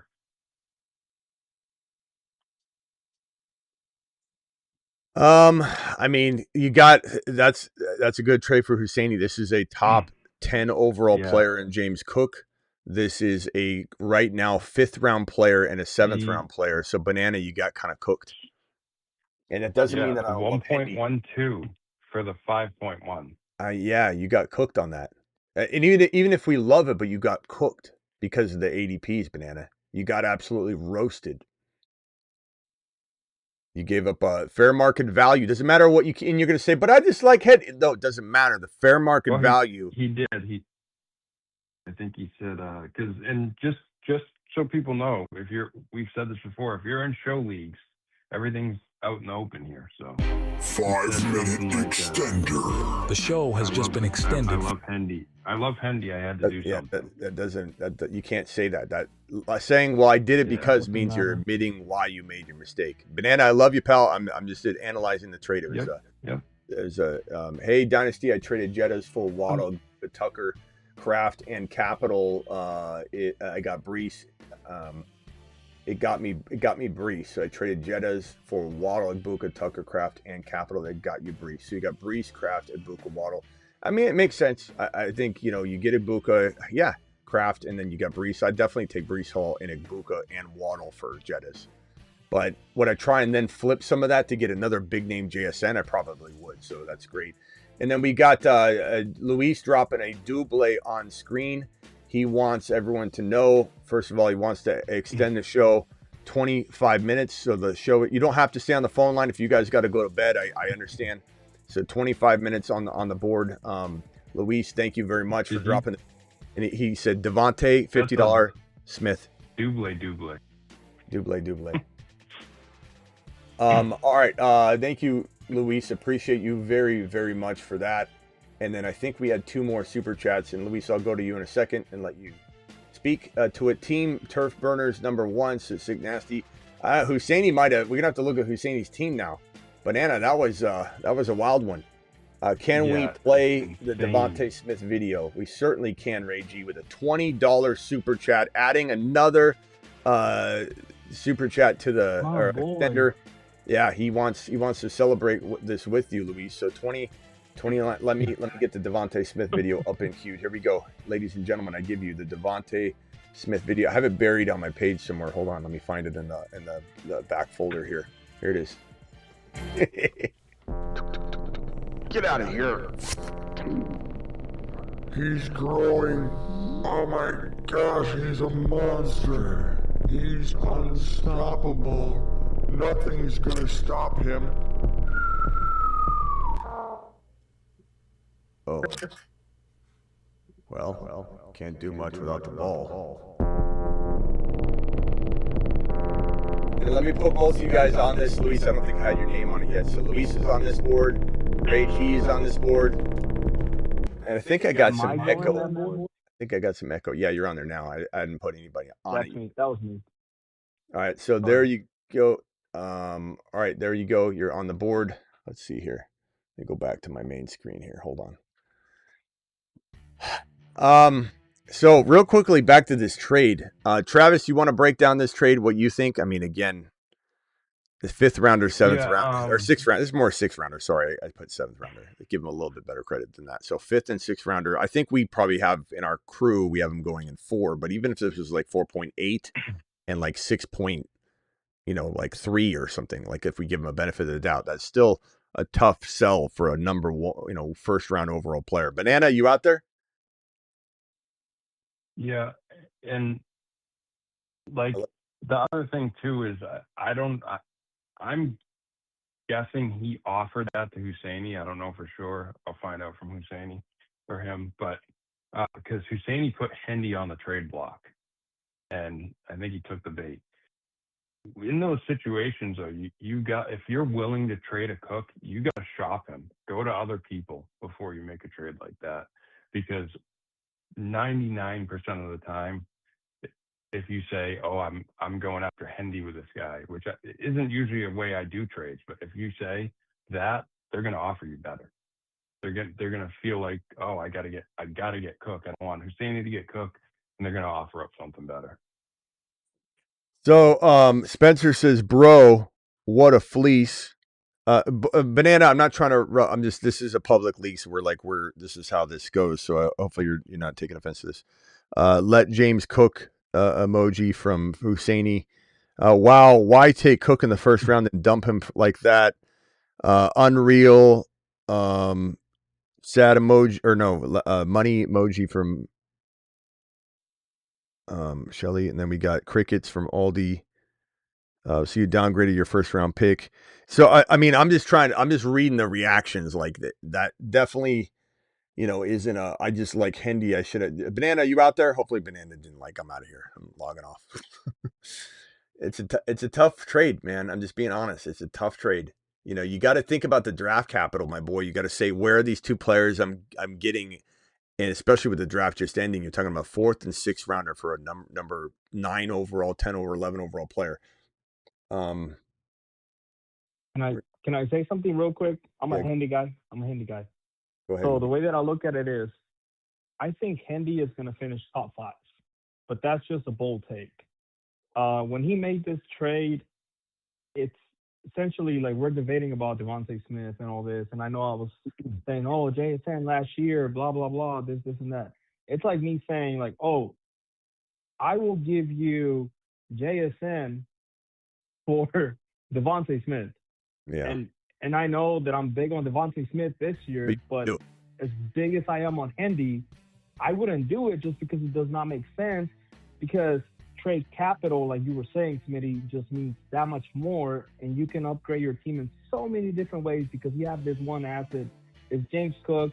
You got him in the first round, and I mean, you're trading down from the first round to the 5th round, and Shakir and DK can be debatable because DJ Moore is great, but Shakir, like, some people would say Shakir is the one. He's nothing. But he's really not. It's DJ Moore. And some people, I understand, but like, no one will say Shakir and then, the one. Yeah, he's not a factor. Some people would say. In Buffalo, you never know. In Buffalo, they might. Well, I'm just saying he's not even a factor. Okay, so yeah. But DK. Okay, so you're thinking about like DK and Pittman, right? In Pittsburgh, those guys are going like 6 to like 9, like at best. So then you got Shakir. Shakir was sitting in the draft forever. He was like 120. He's an irrelevant player. And then you got somebody like DJ Moore. Non-factor. Yeah. Irrelevant. Yeah, you don't have to argue Shakir. Yeah, he's not even worth talking about. But Cook for Hendy and DK is just it's not enough. It was a case of he listened a lot to, you said it so many times. I'm giving you value, Smitty. I'm giving you value, and I'm just trying to make your team better. But I think he really bought into the Hendy, because I love the Hendy show. Like, I know, but I make it. I couldn't make. I couldn't make it more abundantly clear. You're not drafting him as a top 5 running. You're drafting him to win your league in round 4 or 5. Not to mention, there's a strong chance Hendy's not even. He's barely your flex play in week 1, 2, 3, 4. Like, you don't know. Like, you literally are downgrading Cook to DK, and you're hoping that Hendy gets the volume he needs, which he might. But will Hendy outscore Cook per start from week 10 on? There's a real chance that can happen in my mind, but you're not buying that. You can't buy it, just like you can't buy Devontae Smith at 3.3. But it's the same kind of concept of like you're buying at this ceiling value that doesn't make a lick of sense. But what I don't get is it was just he just really wanted Hendy. I love Hendy. He was willing to overpay for Hendy, and there's nothing wrong with that. Take him at 1.12. You're kind of screwing. Take him at 1.12 if you're that bold. Is Banana here? Can Banana call in? It would have been. It could have been 1.112. Is Banana? It would have been 112. Still here? But like, Travis? Yeah, Banana's a great guy. He was in the chat. Hold on one second. I don't know if he's. He was in the league chat a minute ago, but okay. I don't know if he's. Yeah, I don't know if Banana. Maybe he's not. Banana, call in if you're here. Like, I won't roast you or anything. I just wanted to talk it out. Like, definitely. He's here. He's here. Okay, if you want to call in, need the number. Okay, here's the number. Dial into the show. Call into the show. Well, everybody mute real quickly, please. I just want to talk to Banana without any sort of like, cross talking or any sort of arguing or any. I just want to have a conversation with them, and then we'll potentially go. Banana, dial in. This is cool of him to do this because a lot of people be like, I'm not coming on the show, like, especially after that. I'm out of here, and he logs off. Like, this is great. And yeah, no hate. And I just want to tell him, like, I hope, hold on, here he is. Banana, I appreciate you dialing in, young man. Much appreciated. You're live, by the way. Hey, it's Banana. Yeah, you want to walk me through My this name's Vince, trade? by the way, but I guess everybody knows me by Banana. That's fine. Yeah. Yeah, walk me through the trade. You know, being at the 1.12, you know, at the end of the draft, I just felt like I needed to do something to change it up. It's tough drafting at the end of the draft and try to make your team win the league. So, Well, and I know you said not to love, love Hendy is not the right words, but I figured adding DK, and I drafted Shakir at the end of the draft, so I gave away like pretty much my last pick. I could care less about Shakir. But I guess I would just say to you, like, you know, you're only an hour removed from the draft. So you're like, I guess I want to mix it up. Like, don't take the first thing that comes your way, bro. Like, shop James Cook, because James Cook could have got you a Jeremiah Love and like a Garrett Wilson, you know, or something. Yeah, and I had offered him Kyron at first, and he sort of talked me up to Cook. You went to the I just negotiation school of Smitty. He was tough. We offered like 6 trades and different ones to finally gotta walk away. Yeah, you don't when the car dealer comes over and goes $495 a month on a car you know is worth, your payment should be about $320. You just get up and walk away instead of being like, well, it's the best number he wrote on the paper. He was tough to crack. Yeah. Husseini may have burned his trading opportunities though with this one, because now everyone's going to be like, I don't want to be called out on that. Like, Husseini, you should have given him something back. Look here, let me. I think it looks bad. It looks bad now, but if you look at the rest of my team, I think later in the season it's going to settle in pretty good. So hit me with your team real quick, and I'll write it down. So I got to go back and look, but I got Jonathan Brooks in there with Hendy and Kyron. You want me to read it for you? I got the whole lineup. Yeah, if you can, Travis. All right. So he's got JD5 at QB. He's got Hendy and Kyron as his 2 running backs to start. Mm-hmm. He's got AJB and Tet. He currently does not. Oh, he's got Kittle on IR, so Kittle will slot into his tight end. Then in his flex, he has Rome Odunze and DK Metcalf. And then notable guys on the bench, he's got Brooks, Cyrus Allen, Stephon Diggs, Rashad White. Yeah. Okay. So here's what I would say you made a big grave mistake is like, you have decent receivers. Like DK Metcalf doesn't even breach your top 3 potentially. And so you got yourself a rotational flex by downgrading Cook into Hendy. You know, who again, at some point during the year, so when you said you thought you needed to mix it up for what? You know, you just got to think to yourself, like, what are you mixing it up for? You're not even using DK. You know, you might use them, maybe you might, but this was a total just let me just downgrade my lineup without really improving anything else. But the good news is you still have a pretty decent looking team. You know, like I think you have an opportunity to trade like a Dunze, especially if you wait patiently. Don't do it. You don't think you got to do it by tomorrow morning at 9 a.m. though. Like you're like, I got it. I had to make a trade. It's the best offer I got. The draft is over about an hour and a half ago. So if you were maybe, let's say Brooks gets on his horse or Kyron scores 2 touchdowns in each of the first 2 games, you might be able to turn Kyron and one of these receivers, including Tet, into a player that's even better than Cook. And then you end up just turning this team around. But like this team has a lot of, just don't go ruining it further. You know, like taking AJB and then splitting them up into like 2 diluted players. Like you need to upgrade now. You need to try and figure out who. And it's not that hard. You might think, oh, everyone knows now, but like you still have a lot to offer. You know, you could even flip Hendy and a Dunze, and maybe you have to keep DK, but Hendy and a Dunze for a running back like Jeremiah Love, and then you're like, okay, I went from Cook to Love, but could Love outscore Cook? He could. You know, so you might have to just do a little bit of reverse engineering back up the way, but I think your team is a lot better than I was anticipating it was going to look. You might need to trade JD5 down to a little bit lesser QB like a Knicks to maybe beef up something too. Yeah. To kind of like make that move. And then if JD5 ends up going flat, you'll be like, damn, that was a good thing I made that first trade that led me to the second trade. That don't let it detour you, bro. You can easily flip this into a team that's better than you drafted. But I will say you take Hendy out, put Cook in there. Cook, Kyron, Brooks, AJB, Tet, you had a really good team. You still have a decent shot, bro. Just make a good trade. All right. I'm going to have to send a super chat in at some point and see if I can do some sort of trade. Absolutely, bro. We'll marker board it up anytime you have it. And just thank you for being a part of the draft. I didn't want you to take it negatively how I approached the trade analysis. Yeah, I appreciate that.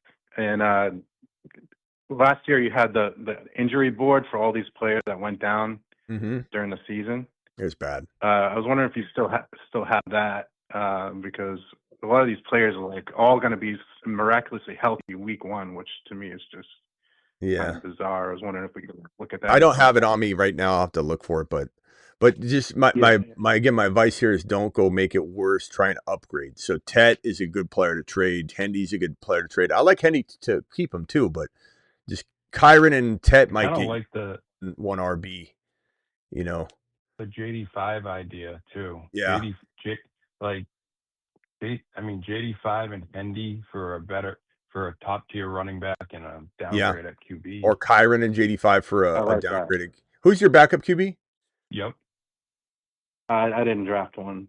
Okay. I just work off the waiver wire if I need to. But I will say this too, like for those listening in the league, we're not like cooking up some conspiracy to get out of something. Like I'm legitimately, someone could get JD5 and get a league winner. So you have a good, something to give up too. So anybody that's like watching shouldn't feel like, well, I'm not going to go into this. Smitty's calling it out right now. No, you can make a trade that's great for the person that needs a quarterback right now.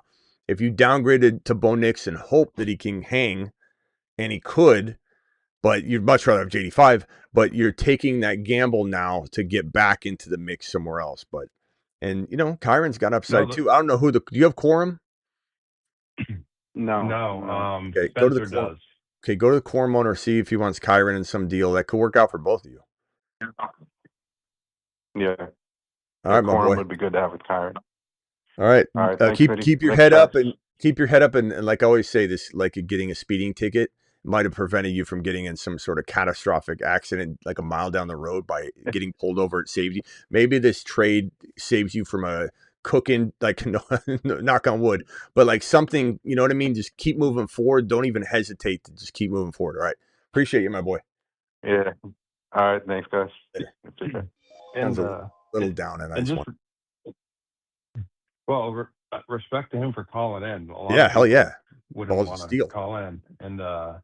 And just to what you were saying about, other people in the league don't think like, oh, we don't want these players now because Smitty's saying trade this or that. Yeah. When you tell people to trade this player, that player, it's usually a trade that like makes sense for both sides because you want the other team to accept it. Like you're making your team better, but you're not ripping off the other team necessarily. Yeah. And we got another super chat here from Luis. It was a $20 super chat. It says, love the good sport energy, sir. Luis says, extending the show another additional 5 minutes. The show has just been extended 5 minutes due to a $20. Thank you, Luis, dropping that. And then thank you for that. And then we had the 2 more super chats here. This one from Cam. He said, got offered Achane, Lamb, Tet for Puka, London. Woo! I'd probably say Achane and Lamb and Tet for sure. Yeah. I mean, if anything, Achane, Lamb can go ahead of, like both those guys are going ahead of London, and like Achane and Puka could be argued. Honestly, it's a nice way to move off Puka. You get Tet. Yeah. Now you flip Tet, and something else for an even bigger, different move.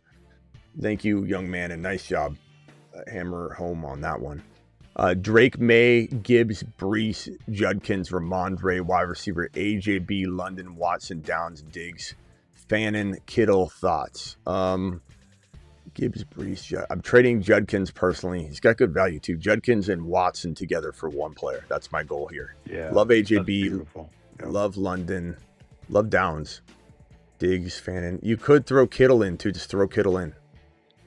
But you can find Judkins and Watson. I'll get you just get a better Jeremiah Love. I don't think you'll get Neighbors, but you could try to get receivers around that territory. What would you need for Judkins London? Like, would you need like a JSN back? And let me add time on this raw clock real quick. Hold on 1 second. We got 15:50. Thank you, Luis, again for the extender. Let me add that time on. Okay, what do I need for what? Judkins in London. Would you need like a JSN type? Yeah, yeah. You need it. You'd need a receiver or something back as well, probably. Yeah. Because London's got top 5. Yeah, and Banana, if you're still watching, again, you got a lot of talent to move still. Like, do not feel bad about it and just move forward. And Husseini, you made a nice trade for your team. I'm sure his team looks even better than it did. It's a nice move. I almost felt like, because, we had 2 drafts up, and usually I never have a draft up except for the Moon Man League each year, and now the Moon Man and Pluto, where I'm not drafting in it. And so when I heard a trade went down, I kind of went, damn it, I missed out because I'm wait a minute, I'm not in the league. I was like, I could have been involved in it. Oh, wait, I don't have a team in this draft. Banana, hats off to you for calling in, my boy. All right, let me go around the phone line real quickly. Ron, thanks again. If you're still out there, Ron, thanks for calling in. I forget when Ron hung up. He said bye, right? Yeah, he said bye. It was a while ago, but he said he had to go. Michael from San Diego. Yeah, that's right. Michael from San Diego. Is that the league you're in? Yes. So what do you think of that trade? Which league was that in? That was in the Moon, right? I'm in the Pluto. Oh, yeah. No, it was Pluto. Oh, yeah, it was in Pluto. It was Pluto. Okay, yeah. Yep. Yeah, it's in your league. I haven't been paying attention, to be honest, because I've been getting atrocious trade offers for Genty that I've been like, Husseini was trying to.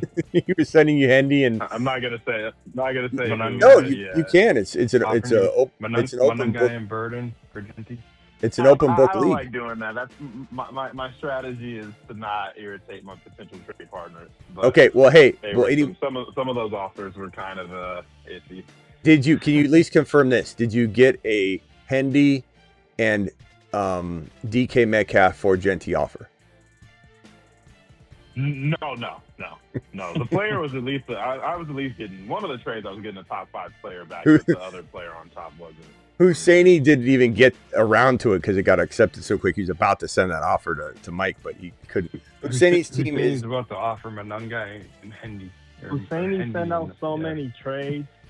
I don't know exactly how many sent out, but he's sending us. He's got Gibbs. All I gotta say is that man actually, praises to I'll take the James Cook side. I will. So, I'm gonna. Who's your quarterback, for the rest Husseini? of my career. Who's your quarterback, Husseini? He's got Gibbs, Cook, Neighbors, Rice, Dak Burden. Prescott. Yeah. Dak and Mayfield. He's got as his QB. Gibbs, Cook, Neighbors, Rice, Burden, Dak. It's good. It's a good team. Husseini's trying to get into the Moon Man. So he did take a hit on his flex. Like, he has Shakir in his flex right now, but he's got Manungai, Coleman, Malachi Fields, Denzel Boston. That's your second flex, so he's okay. Yeah. Let me get these 2 supers and then over to Luis. Over to Michael to close out what he was thinking. Plug into the trade calc. I would, my guy, but I don't want to. We've already made him feel. Austin, I appreciate the super chat. We've already made him feel bad enough. I don't want to keep harping.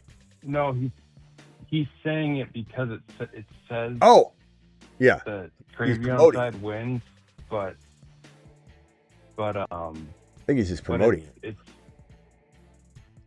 No.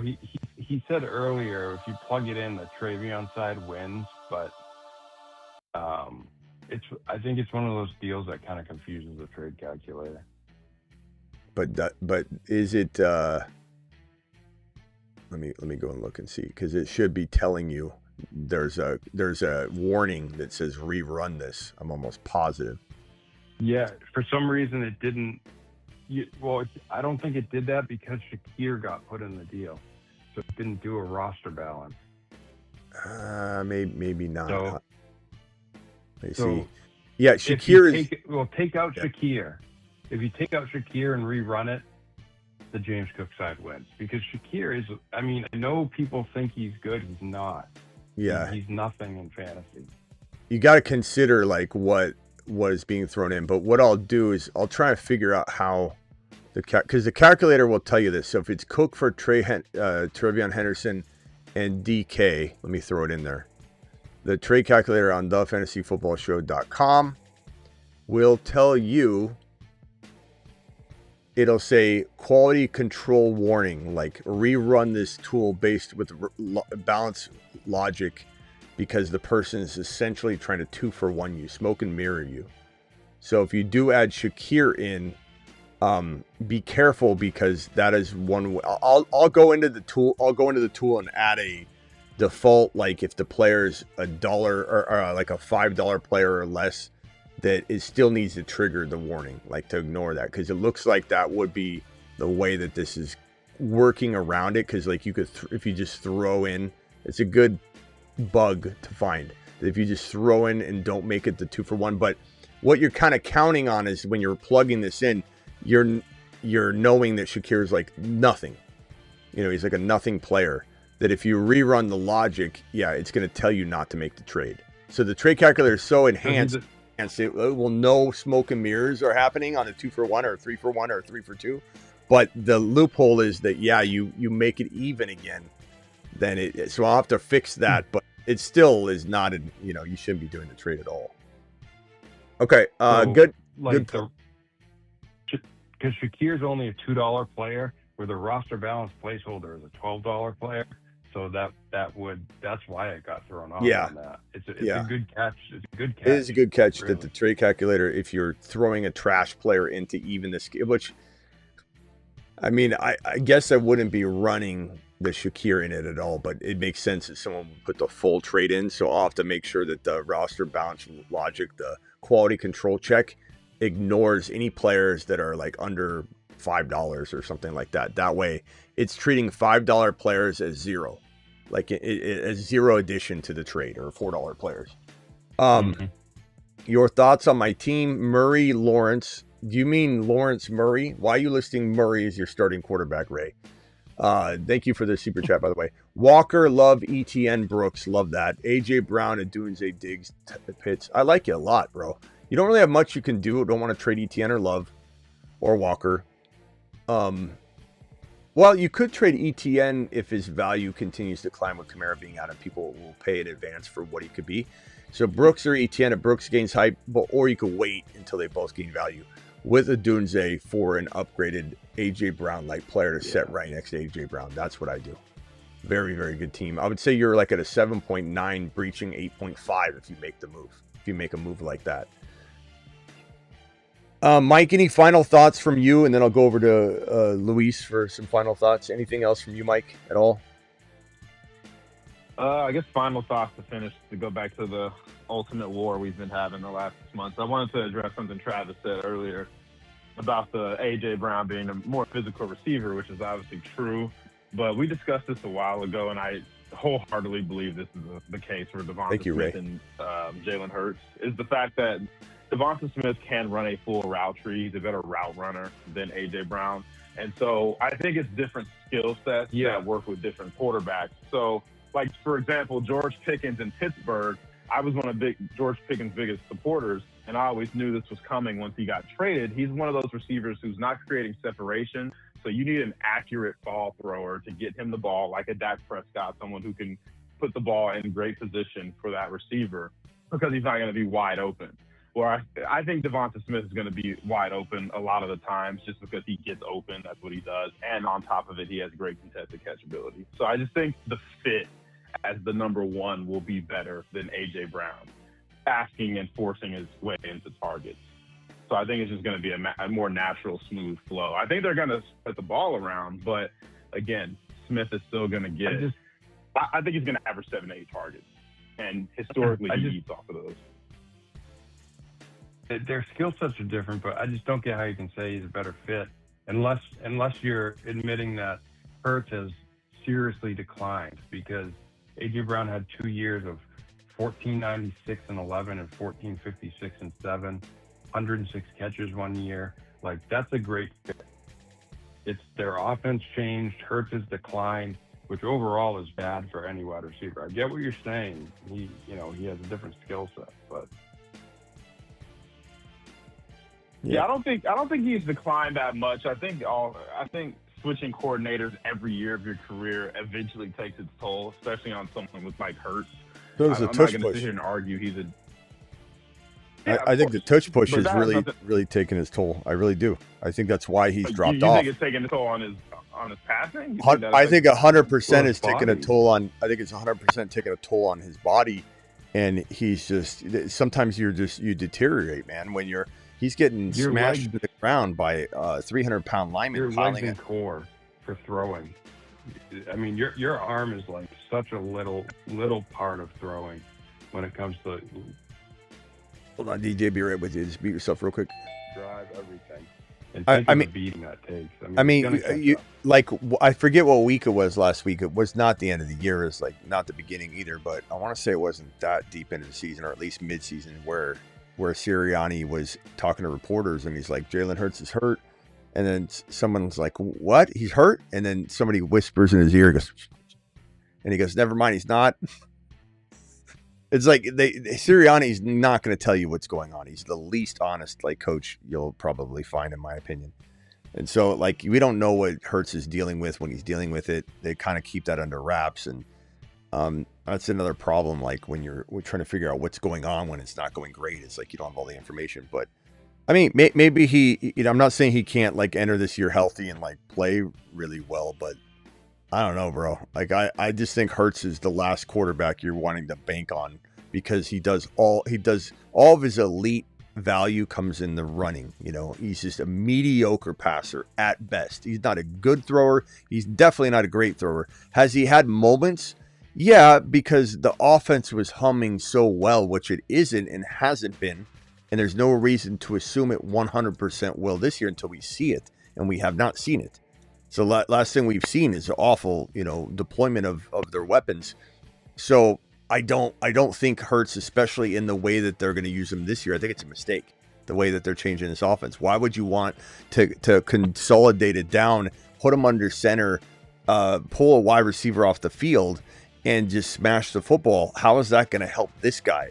You're going to have a lot less opportunities. And I know a lot of people will say, oh, 2 wide receiver sets. Look at the data. It helps wide receiver. Not every scenario you can just say it works like that. Yeah, JSN worked at a 2 wide receiver set system a lot of the time, but he's also the only show in town, and he's also being used in a different way where Kubiak's locking in on him in a way that you're not going to see the offense structured around that with this quarterback and with this particular game plan. So I don't think we're going to see great stats because it's a 2 wide receiver set, that he's going to be the first read, that you're consolidating all the options down to 2 and then shifting over to Devontae Smith. You have Wicks, and I'm not saying Wicks is the best player in the world at all. I'm not saying he catches the ball when you throw it to him, but he's looking really, really good. Goddard is going to consume so much of the touchdown equity, and Barkley is going to be the main focus when they're at and around the goal line. The touchdown equity for Devontae Smith, in a best case scenario, feels like 6 touchdowns, but I think he'll probably be far less than that, no matter what he's done in the past. I don't see the 6 though. I think I'm in a hard pushback on 6 because he's gotten more than 6 consistently with a more consolidated offense. I mean, 6 is light work. 6 is halfway through the season. I mean, he's had 7, 8 before with the offense clicking completely. Saquon Barkley, A.J. Brown, All right. both having really good years. I don't know. 5, 7, 7, 8, 4. Yeah, and a lot of the lower seasons halfway are through the the season, he's going to have 6. So you're saying he's a 12? This season, absolutely. Okay. I said my prediction is 10 to 12. Absolutely. All right. Hold on. Let me go over to DJ real quick. Thank you, Michael. Appreciate everything, bro. Thanks for joining the league. We're glad to have you in the league, bro. It's fantastic. Yeah, Michael's always a great caller. Doesn't matter if we're disagreeing on something. He always brings the thunder. Love having Mike on the phone line. DJ, you are live. You got about 30 seconds, maybe 45 seconds, pal. And then we're wrapping it up. So whatever you got, hit me with it. Best show on the planet, Smitty. What's up, Thank you, squad? pal. Listen, I mean, I'm on Luis's and Michael's side. You know, I don't want Devontae Smith living in my head rent free. You know, this guy is pretty polarizing. But I'm just gonna say this and hang up. And I think I've said it before. It's weird in that the only quarterback who's had 2 top 12 wide receivers the past 4 years is Hurts. Regardless of what we're talking about here, maybe it's a football thing versus a fantasy thing, but we could speculate with Mannion being the OC, etc. But the fact is, or the fact as they are, is that there's only 10 other players who has more yardage than Devontae Smith in the past 4 years. There's only 10 other wide receivers who has more touchdowns than Devontae Smith in the past 4 years. So, and with what they drafted, which was receiver, the tight end, bringing in a Brown and what have you, they're going under center, which is what I think Hurts is struggling with, which is that 49ers step pace thing that could be a concern, but we just don't know. But I am going to err on the side of what his production has been. And when you look at it, it's just facts. From an ADP standpoint, the players, I wouldn't argue receivers in that ADP area. My emphasis might be the running backs, because the receivers that are in Devontae Smith's ADP area, he's outproduced, save for Higgins. And those are facts. Well, let's see. Okay, So, you know, hold on. If yeah, they're pull them up.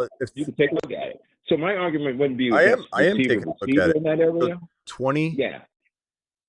2024, Devontae Smith was wide receiver 27. 2025, Devontae Smith was wide receiver. What was he last year, Travis? 19. So when you say all these numbers, I'm very confused. Well, I think what DJ is saying points to one, your average wide receiver isn't consistently good for 3 or 4 straight years, which speaks to Devontae Smith being a good wide receiver. But right. None of these numbers speak to him being a perennial top 5 or top 10 wide receiver. Smitty and I always say he can be a top 15 wide receiver. Yeah, for sure, for sure. And he deserves to be in the 4th round. But last 2 years, 27, wide receiver 27 and wide receiver 19. So when we start saying there's only 5 or 6 wide receivers to do this, that data, whatever. 10. Okay, 10. The data is pretty wild cherry picking of data through. No. These I'm looking at just simply yardage. Again, I preface this whole statement with, wait a minute. I preface this whole statement with, maybe this is more of a football argument than a fantasy argument. Sure. And it's you know, just that ADP, you know, situation from a football argument, right? Just in numbers, the receivers, he's right in there with them. I don't know how many, but that's never an argument we've ever had to make or are making. But if you want to have it, I'm certainly down to it. Like, I like him. He's a good player. I'm not going to make that argument because I'm about done with it. But the thing is, I've stated this before, just in terms of why this is even perhaps a conversation. And you know, it is an opinion as to what we think he might do. We could talk about this or that, third, et cetera, in terms of position, this or that, numbers changing, OC running up under center. We don't know. But what we do know is that he's pretty damn good. But my question is, and I'll hang up real quick. Hold on one second. Going to become the QB number 1 sooner than later? I think so, but hold on one second. We got 19. So 2023, he was number 19, I believe. Depending on your scoring, give or take one. 2024, he was 27. In 2025, Devontae Smith was 19. So I'm just putting in this perspective, and I'm not trying to cherry pick years or anything. 2023, he was 19, wide receiver 19. 2025, he was wide receiver 19. 2024, he's wide receiver 27. So when we're throwing out these numbers, like he's no wide receivers done this and that, I'm questioning the stats, number one, because like I don't know how that's possible.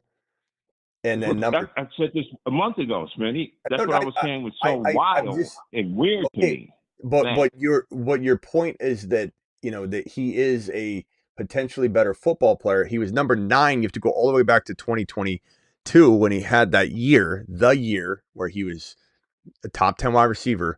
But this right here, if we're talking fantasy football, which we are, this is the information you want. Not, hey, he falls into this category of these guys are getting hurt. Like a lot of the top guys, like Chase has been hurt. You look at a lot of players that got injured, and then you look at a guy like Puka who didn't score a lot of touchdowns, and you look at a guy like JSN who's just breaking out. You look at it, so it's hard. Like this, the data is hard to use that data when you can't even back up that it's that it equals anything of the same level in fantasy. It's just not. Like this is not a wide receiver that everybody. Wait a minute. Wait. Those numbers are speaking to him being a locked in like wide receiver 2. That's what those numbers say. Now in terms right. of and what's wrong with that? Are we saying that we drafted? It doesn't warrant 3. It doesn't warrant 3.3 overall draft selection. Look. That's a matter of opinion, because again, and look, I'm on the side of Smith in terms of upside and what have you, right? But that's a matter of opinion, because again, the facts are, lay out those numbers with the receivers in that area and see where they've lined up at the past 3 years. I don't need to though, because I don't want to draft, but I don't want to draft a wide receiver at 3.3 that doesn't bring to the table. And not to mention, I don't believe in the system in the situation. But go ahead. Yeah. But the question again, my thought might be maybe in that area in that 3rd round. I don't know if I would argue receivers then I would take over Smith, more so than maybe looking at some of the backs that are available. That's what I was saying kind of at the top. And also just prefacing the 5-minute extender. The show has just been extended. Fantasy, but facts are he still has fallen in that wide receiver 2 area. But someone wants to take him 4. DJ, this is where I feel like everybody's not like listening or really arguing the Devontae Smith arguers. I feel like you guys are in La La Land, because in no way, shape, or form have I ever said he isn't a wide receiver 2 in fantasy, or it could be a low end wide receiver 2. He does not belong at 3.2, 3.3. He's being occasionally drafted at 23 overall, 22 overall, 24 overall. Like, that is a completely different territory that has nothing to do with any of this conversation. If he was going at 4.1, 4.4, 4.5, then everything we're mapping out makes sense. But again, I don't understand where the disconnect is when we keep saying, well, I'm going to argue in favor of Devontae Smith. The facts are the facts. The facts are the facts. The facts are the facts. He has never, except for in 2022, when Hurts was actually a better passer back then. He definitely has not been a good passer the last 3-4 years. He looks awful. He looks disgusting. And he looks horrible out there right now. So I don't know how we're trying to say that this data right here, which is, I think, very telling information right here, 27, 19, 19, his last 3 seasons in a row, that any evidence anybody's brought to me warrants the 3.3 consideration. What, right. Now, again, considering who we're talking about and what we're talking about, wait, you know, don't think he'd even be a wide receiver too? From the sounds of it and lights of it, you know, he should be in that wide receiver 3 area. You know, it's absolutely amazing what I'm talking about in terms of the concentration targets. So I've said this before, because I don't even understand how Hurts could carry 2 top 12 wide receivers just in terms of a football standpoint. He hasn't, DJ. Smith has been 27, 19, and 19. Why do we keep saying these numbers? Because he's been there for 4 years, right? Hurts has been there 4 years.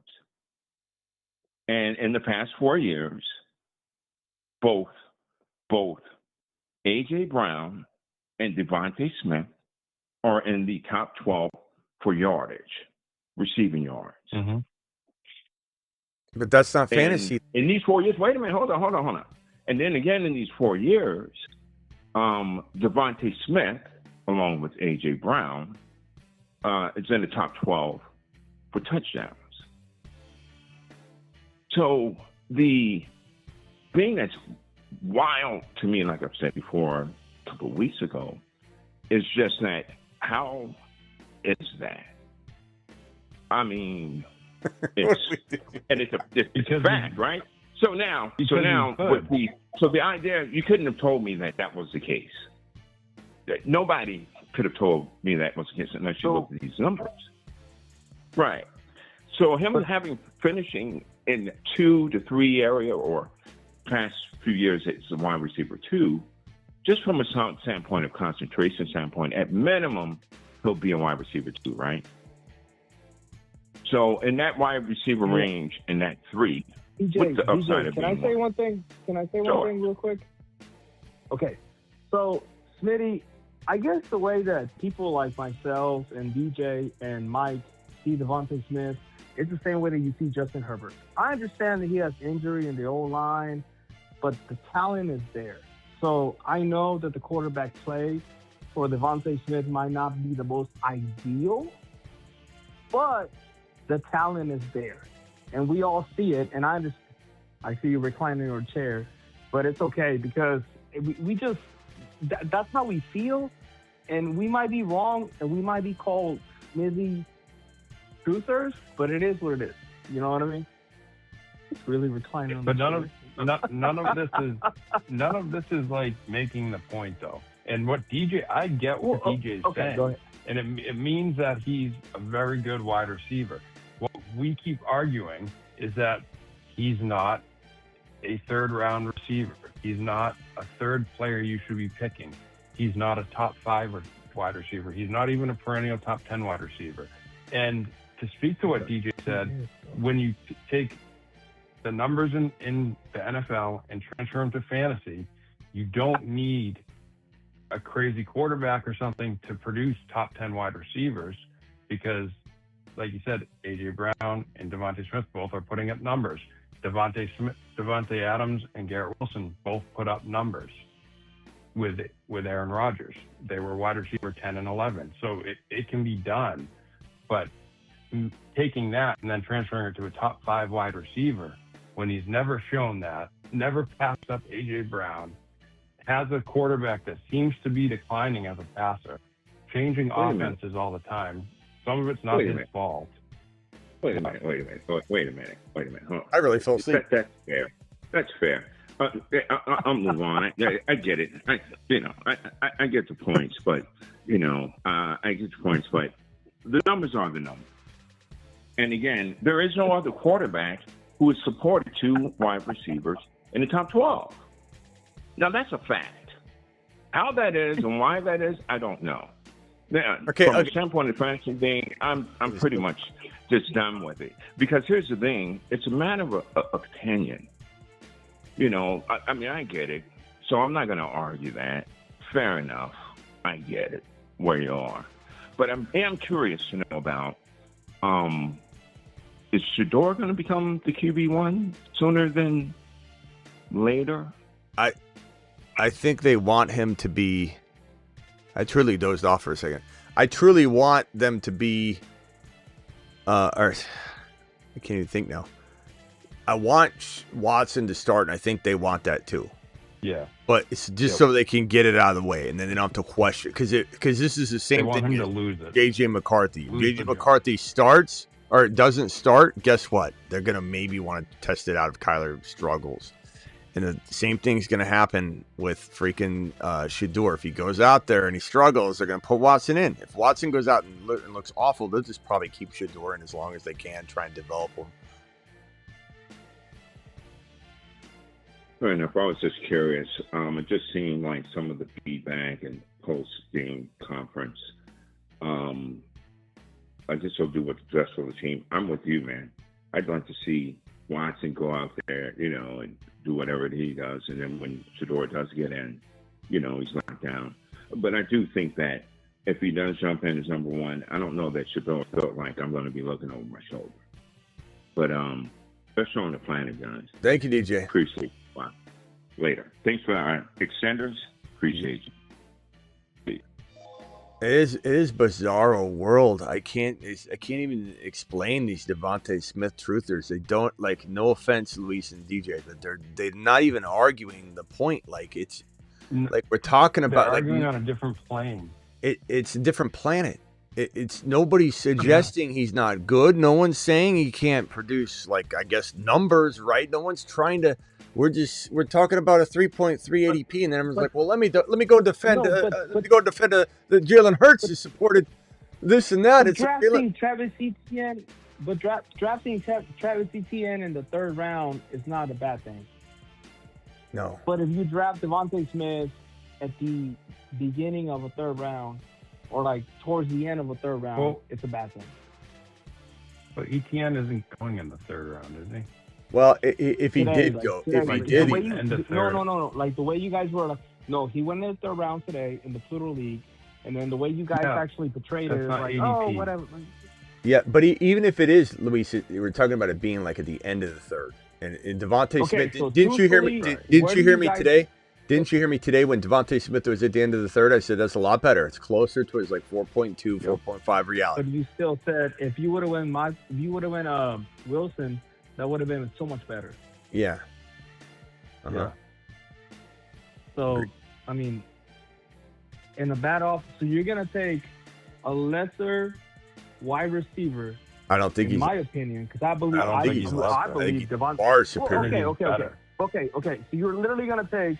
So you have said in this live stream today, you said that this offense is electric. They just don't know how to operate, and they don't have the good coaching. I didn't say to actually make it operate. No, they're electric. They're not electric. They have the most talent of. They're the worst, most boring, unoperated properly offense seen. No, it's not electric at all. There's no electricity whatsoever flowing through there. They have the most. In spite of so the best, having the best, and being electric is not the same. No. Not at all. You could have the best list in the world, but the list isn't animated. Mike, look at Mike McDaniel ran an electric offense, and he didn't have all the right players, and it fell apart. Yeah, that's like the inverse. I mean, they just been flat. They're the most boring offense, and there's no electricity at all. They're the most boring offense in the league, and I think that's not going to change. So I think it's kicking. So if you're in a good offense and you have actually proven to be a great wide receiver, you're going to go to a Pickens-like talent in a really bad offense, which is the Jets. You're going to say that's a better pick than Devontae Smith? Yeah. Think of this. I think Garrett Wilson's their offense has gone from 2022, they were third, 2023, seventh, 2024, seventh, 2025, 19th. They're progressively gotten worse and worse as an offense with all that talent still there. Do you just go based on numbers? You got to look at the whole picture. Yes, with numbers with those players, yeah. How do you have that talent group scoring 22 points a game? He still had almost 1,000 yards. I don't understand that. Yes, 1,000 yards is 58 yards a game, though. That's 1,000 yards is good. It's not great. All right. And that's what we're saying. Yeah, I mean, how many wide receivers had over 1,000 yards? Did Ibuka have 1,000 yards? What, Luis? What he got like injured? Stephon The Diggs. team's No, injured. Stephon. He's just breaking out. Like No. I understand.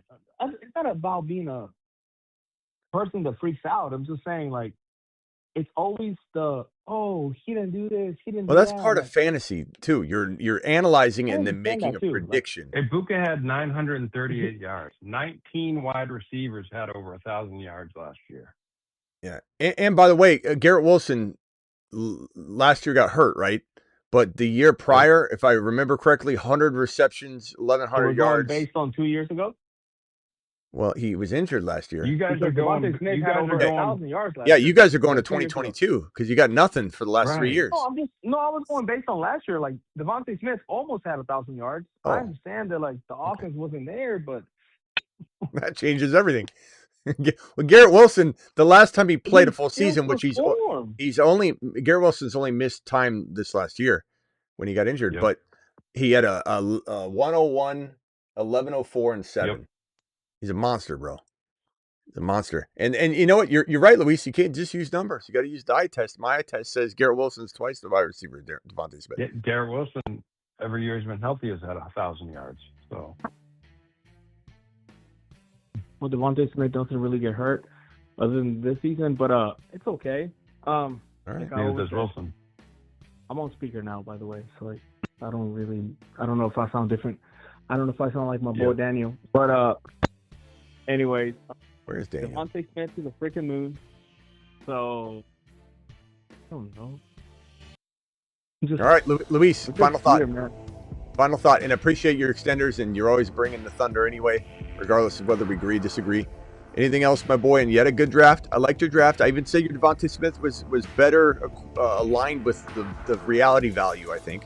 So you got him in a steal because of all the trash talk by your boy Smitty. You're able to get him at the end of 3. You should be thanking me because you would have been gone. I would have. What? I would have gotten him in the 7th, literally in the way that you talk about him. If it wasn't for Mike, I just have to take him a little earlier. But no, I appreciate you, man. Yeah, it is what it is. We're here. Best show in the universe. Thank you, Luis. People. Thanks for extending, Luis. For the extenders, man, like if people want to extend the show, everybody is welcome to. And thank you. Thank you. Thank you for the super chats. Everybody wants to talk mess in the super chat. Talking about like, Luis, y'all can call in too. Y'all can do whatever. Like, Luis, I hardly ever call in. Give me a video. You want the Drake McMay video or you want the Devontae Smith video? You got to choose one to close it out. I want a decent Devontae Smith video if I may, but I'm not gonna get it. I want Travis to get his little emoji. We got you. It's not an emoji. It's an emoji. Yeah, we got it. That's all we got it, really Luis. I don't need it. It's in the works. There's only so many emojis. I know. All right, so many. Luis, we'll see you tomorrow. If he doesn't want it, he still deserves it. We'll see you tomorrow, Luis. Appreciate you. You're the man. You're the man. All right, Travis, final thought. No, good draft tonight. All right, thanks, good Smitty. draft. Thanks for helping. Later, bro. All right, let's hit this for Luis. I'm going to do the double because Luis deserves it. Thank you, Luis, for the extenders. I'm going to hit the double. We're going to hit the Devontae Smith video. Then we're going to hit the Drake Man video. Then we're out of here. Devontae Smith, here we come. Get out of here. He's growing. Oh my gosh, he's a monster. He's unstoppable. Nothing's going to stop him. Oh. Well, can't do much without the ball. Shout out to Rex.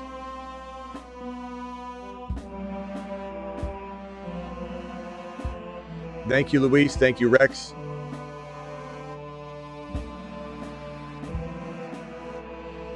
Luis, appreciate you, pal. Thank you, everybody. See you all later. Thank you to my mods. Thank you to everybody that dropped an extender and just dropped a super chat or anything. Thank you for liking the video. We have 128 thumbs up. Please hit that button. We got 340 still in the building. Muhammad says, "Are call-ins, bro?" The show's been going for 4 hours. The call-ins are a little bit in the rear view. You're gonna watch the replay and enjoy. Yeah. Thank you, Luis. Thank you, Rome. Thank you, Ray. Appreciate you. Thank you, Joey. Thank you, Cam. Thank you, Luis, with the extender. Thank you, Golf. Thank you, Luis with the double extender. Thank you, Ray G, with the extender. Thank you, Sick Nasty. Thank you, Ray G, with the extender. By the way, Ray G says Chris Bell, if you didn't hear. Ray G, you still there? Let me give Ray G a standing ovation. I think I said if Ray G's here, I'm giving a standing ovation. Oh, if he showed up, I didn't see it. Wasn't sure. But Ray G said that Chris Bell hit his head on the moon. That's breaking news. Breaking news. You know what we need to create is like a breaking news report of so-and-so hit their head on the moon. That's what we got. Ray G, I'm writing that down. That's fantastic. Head on moon. That is a fantastic bit that we're going to put up here. And we can kind of do whatever we want, you know. And Luis, you could even just say, Smitty, $20 super chat, $50 super chat. Please announce that Devontae Smith hit his head on the moon. You can call out your favorite player and clip it for your buddies. Thank you all for the super chats. The GOAT, Sports, Corbin, Kerry, True Penguin, E-Rock, Jersey, Corbin, Andrew, Hoagie, JSK, Grayskull, Mikey Motts, appreciate that, $20 to start. Branca, Danny, Box, John, appreciate you, Luis, West Rocks, JSK, Mikey Motts again, Real Estate, LOL, AZ Healing 32, Adam, appreciate you, Adam, J Money, appreciate you, Blanco, appreciate you, J Money again, The Recovery, Lomas, appreciate you, J Money again, Gabe Lomas again, K9, appreciate you, J Money again, TM42, Majority, Boats, J Money again, Bronca again, Jimmy, appreciate you, Jimmy 452, Overcome, Jonah, Eric, Abanto, Tig, Danny, AZ Healing, Luis, AO, Swaggy, appreciate you, Spencer, Chucky, Chuck Nasty, appreciate you, Albert, Johnny 777, Chuck Nasty, Ray G, and then we got to the ones we already thanked. I just want to thank everybody that dropped the super chat. We are out of here. See you all tomorrow. Blackbeard 15-month membership says appreciate you, Smitty. Hit that thumb up button. Oren says that he's disgusted with his draft. Hoagie says anyone know if we're drafting the Patreon tonight? No, not that league. And then Overcome says 15-month membership snap. See you all tomorrow. Thank you again, Luis. Thank you, everybody.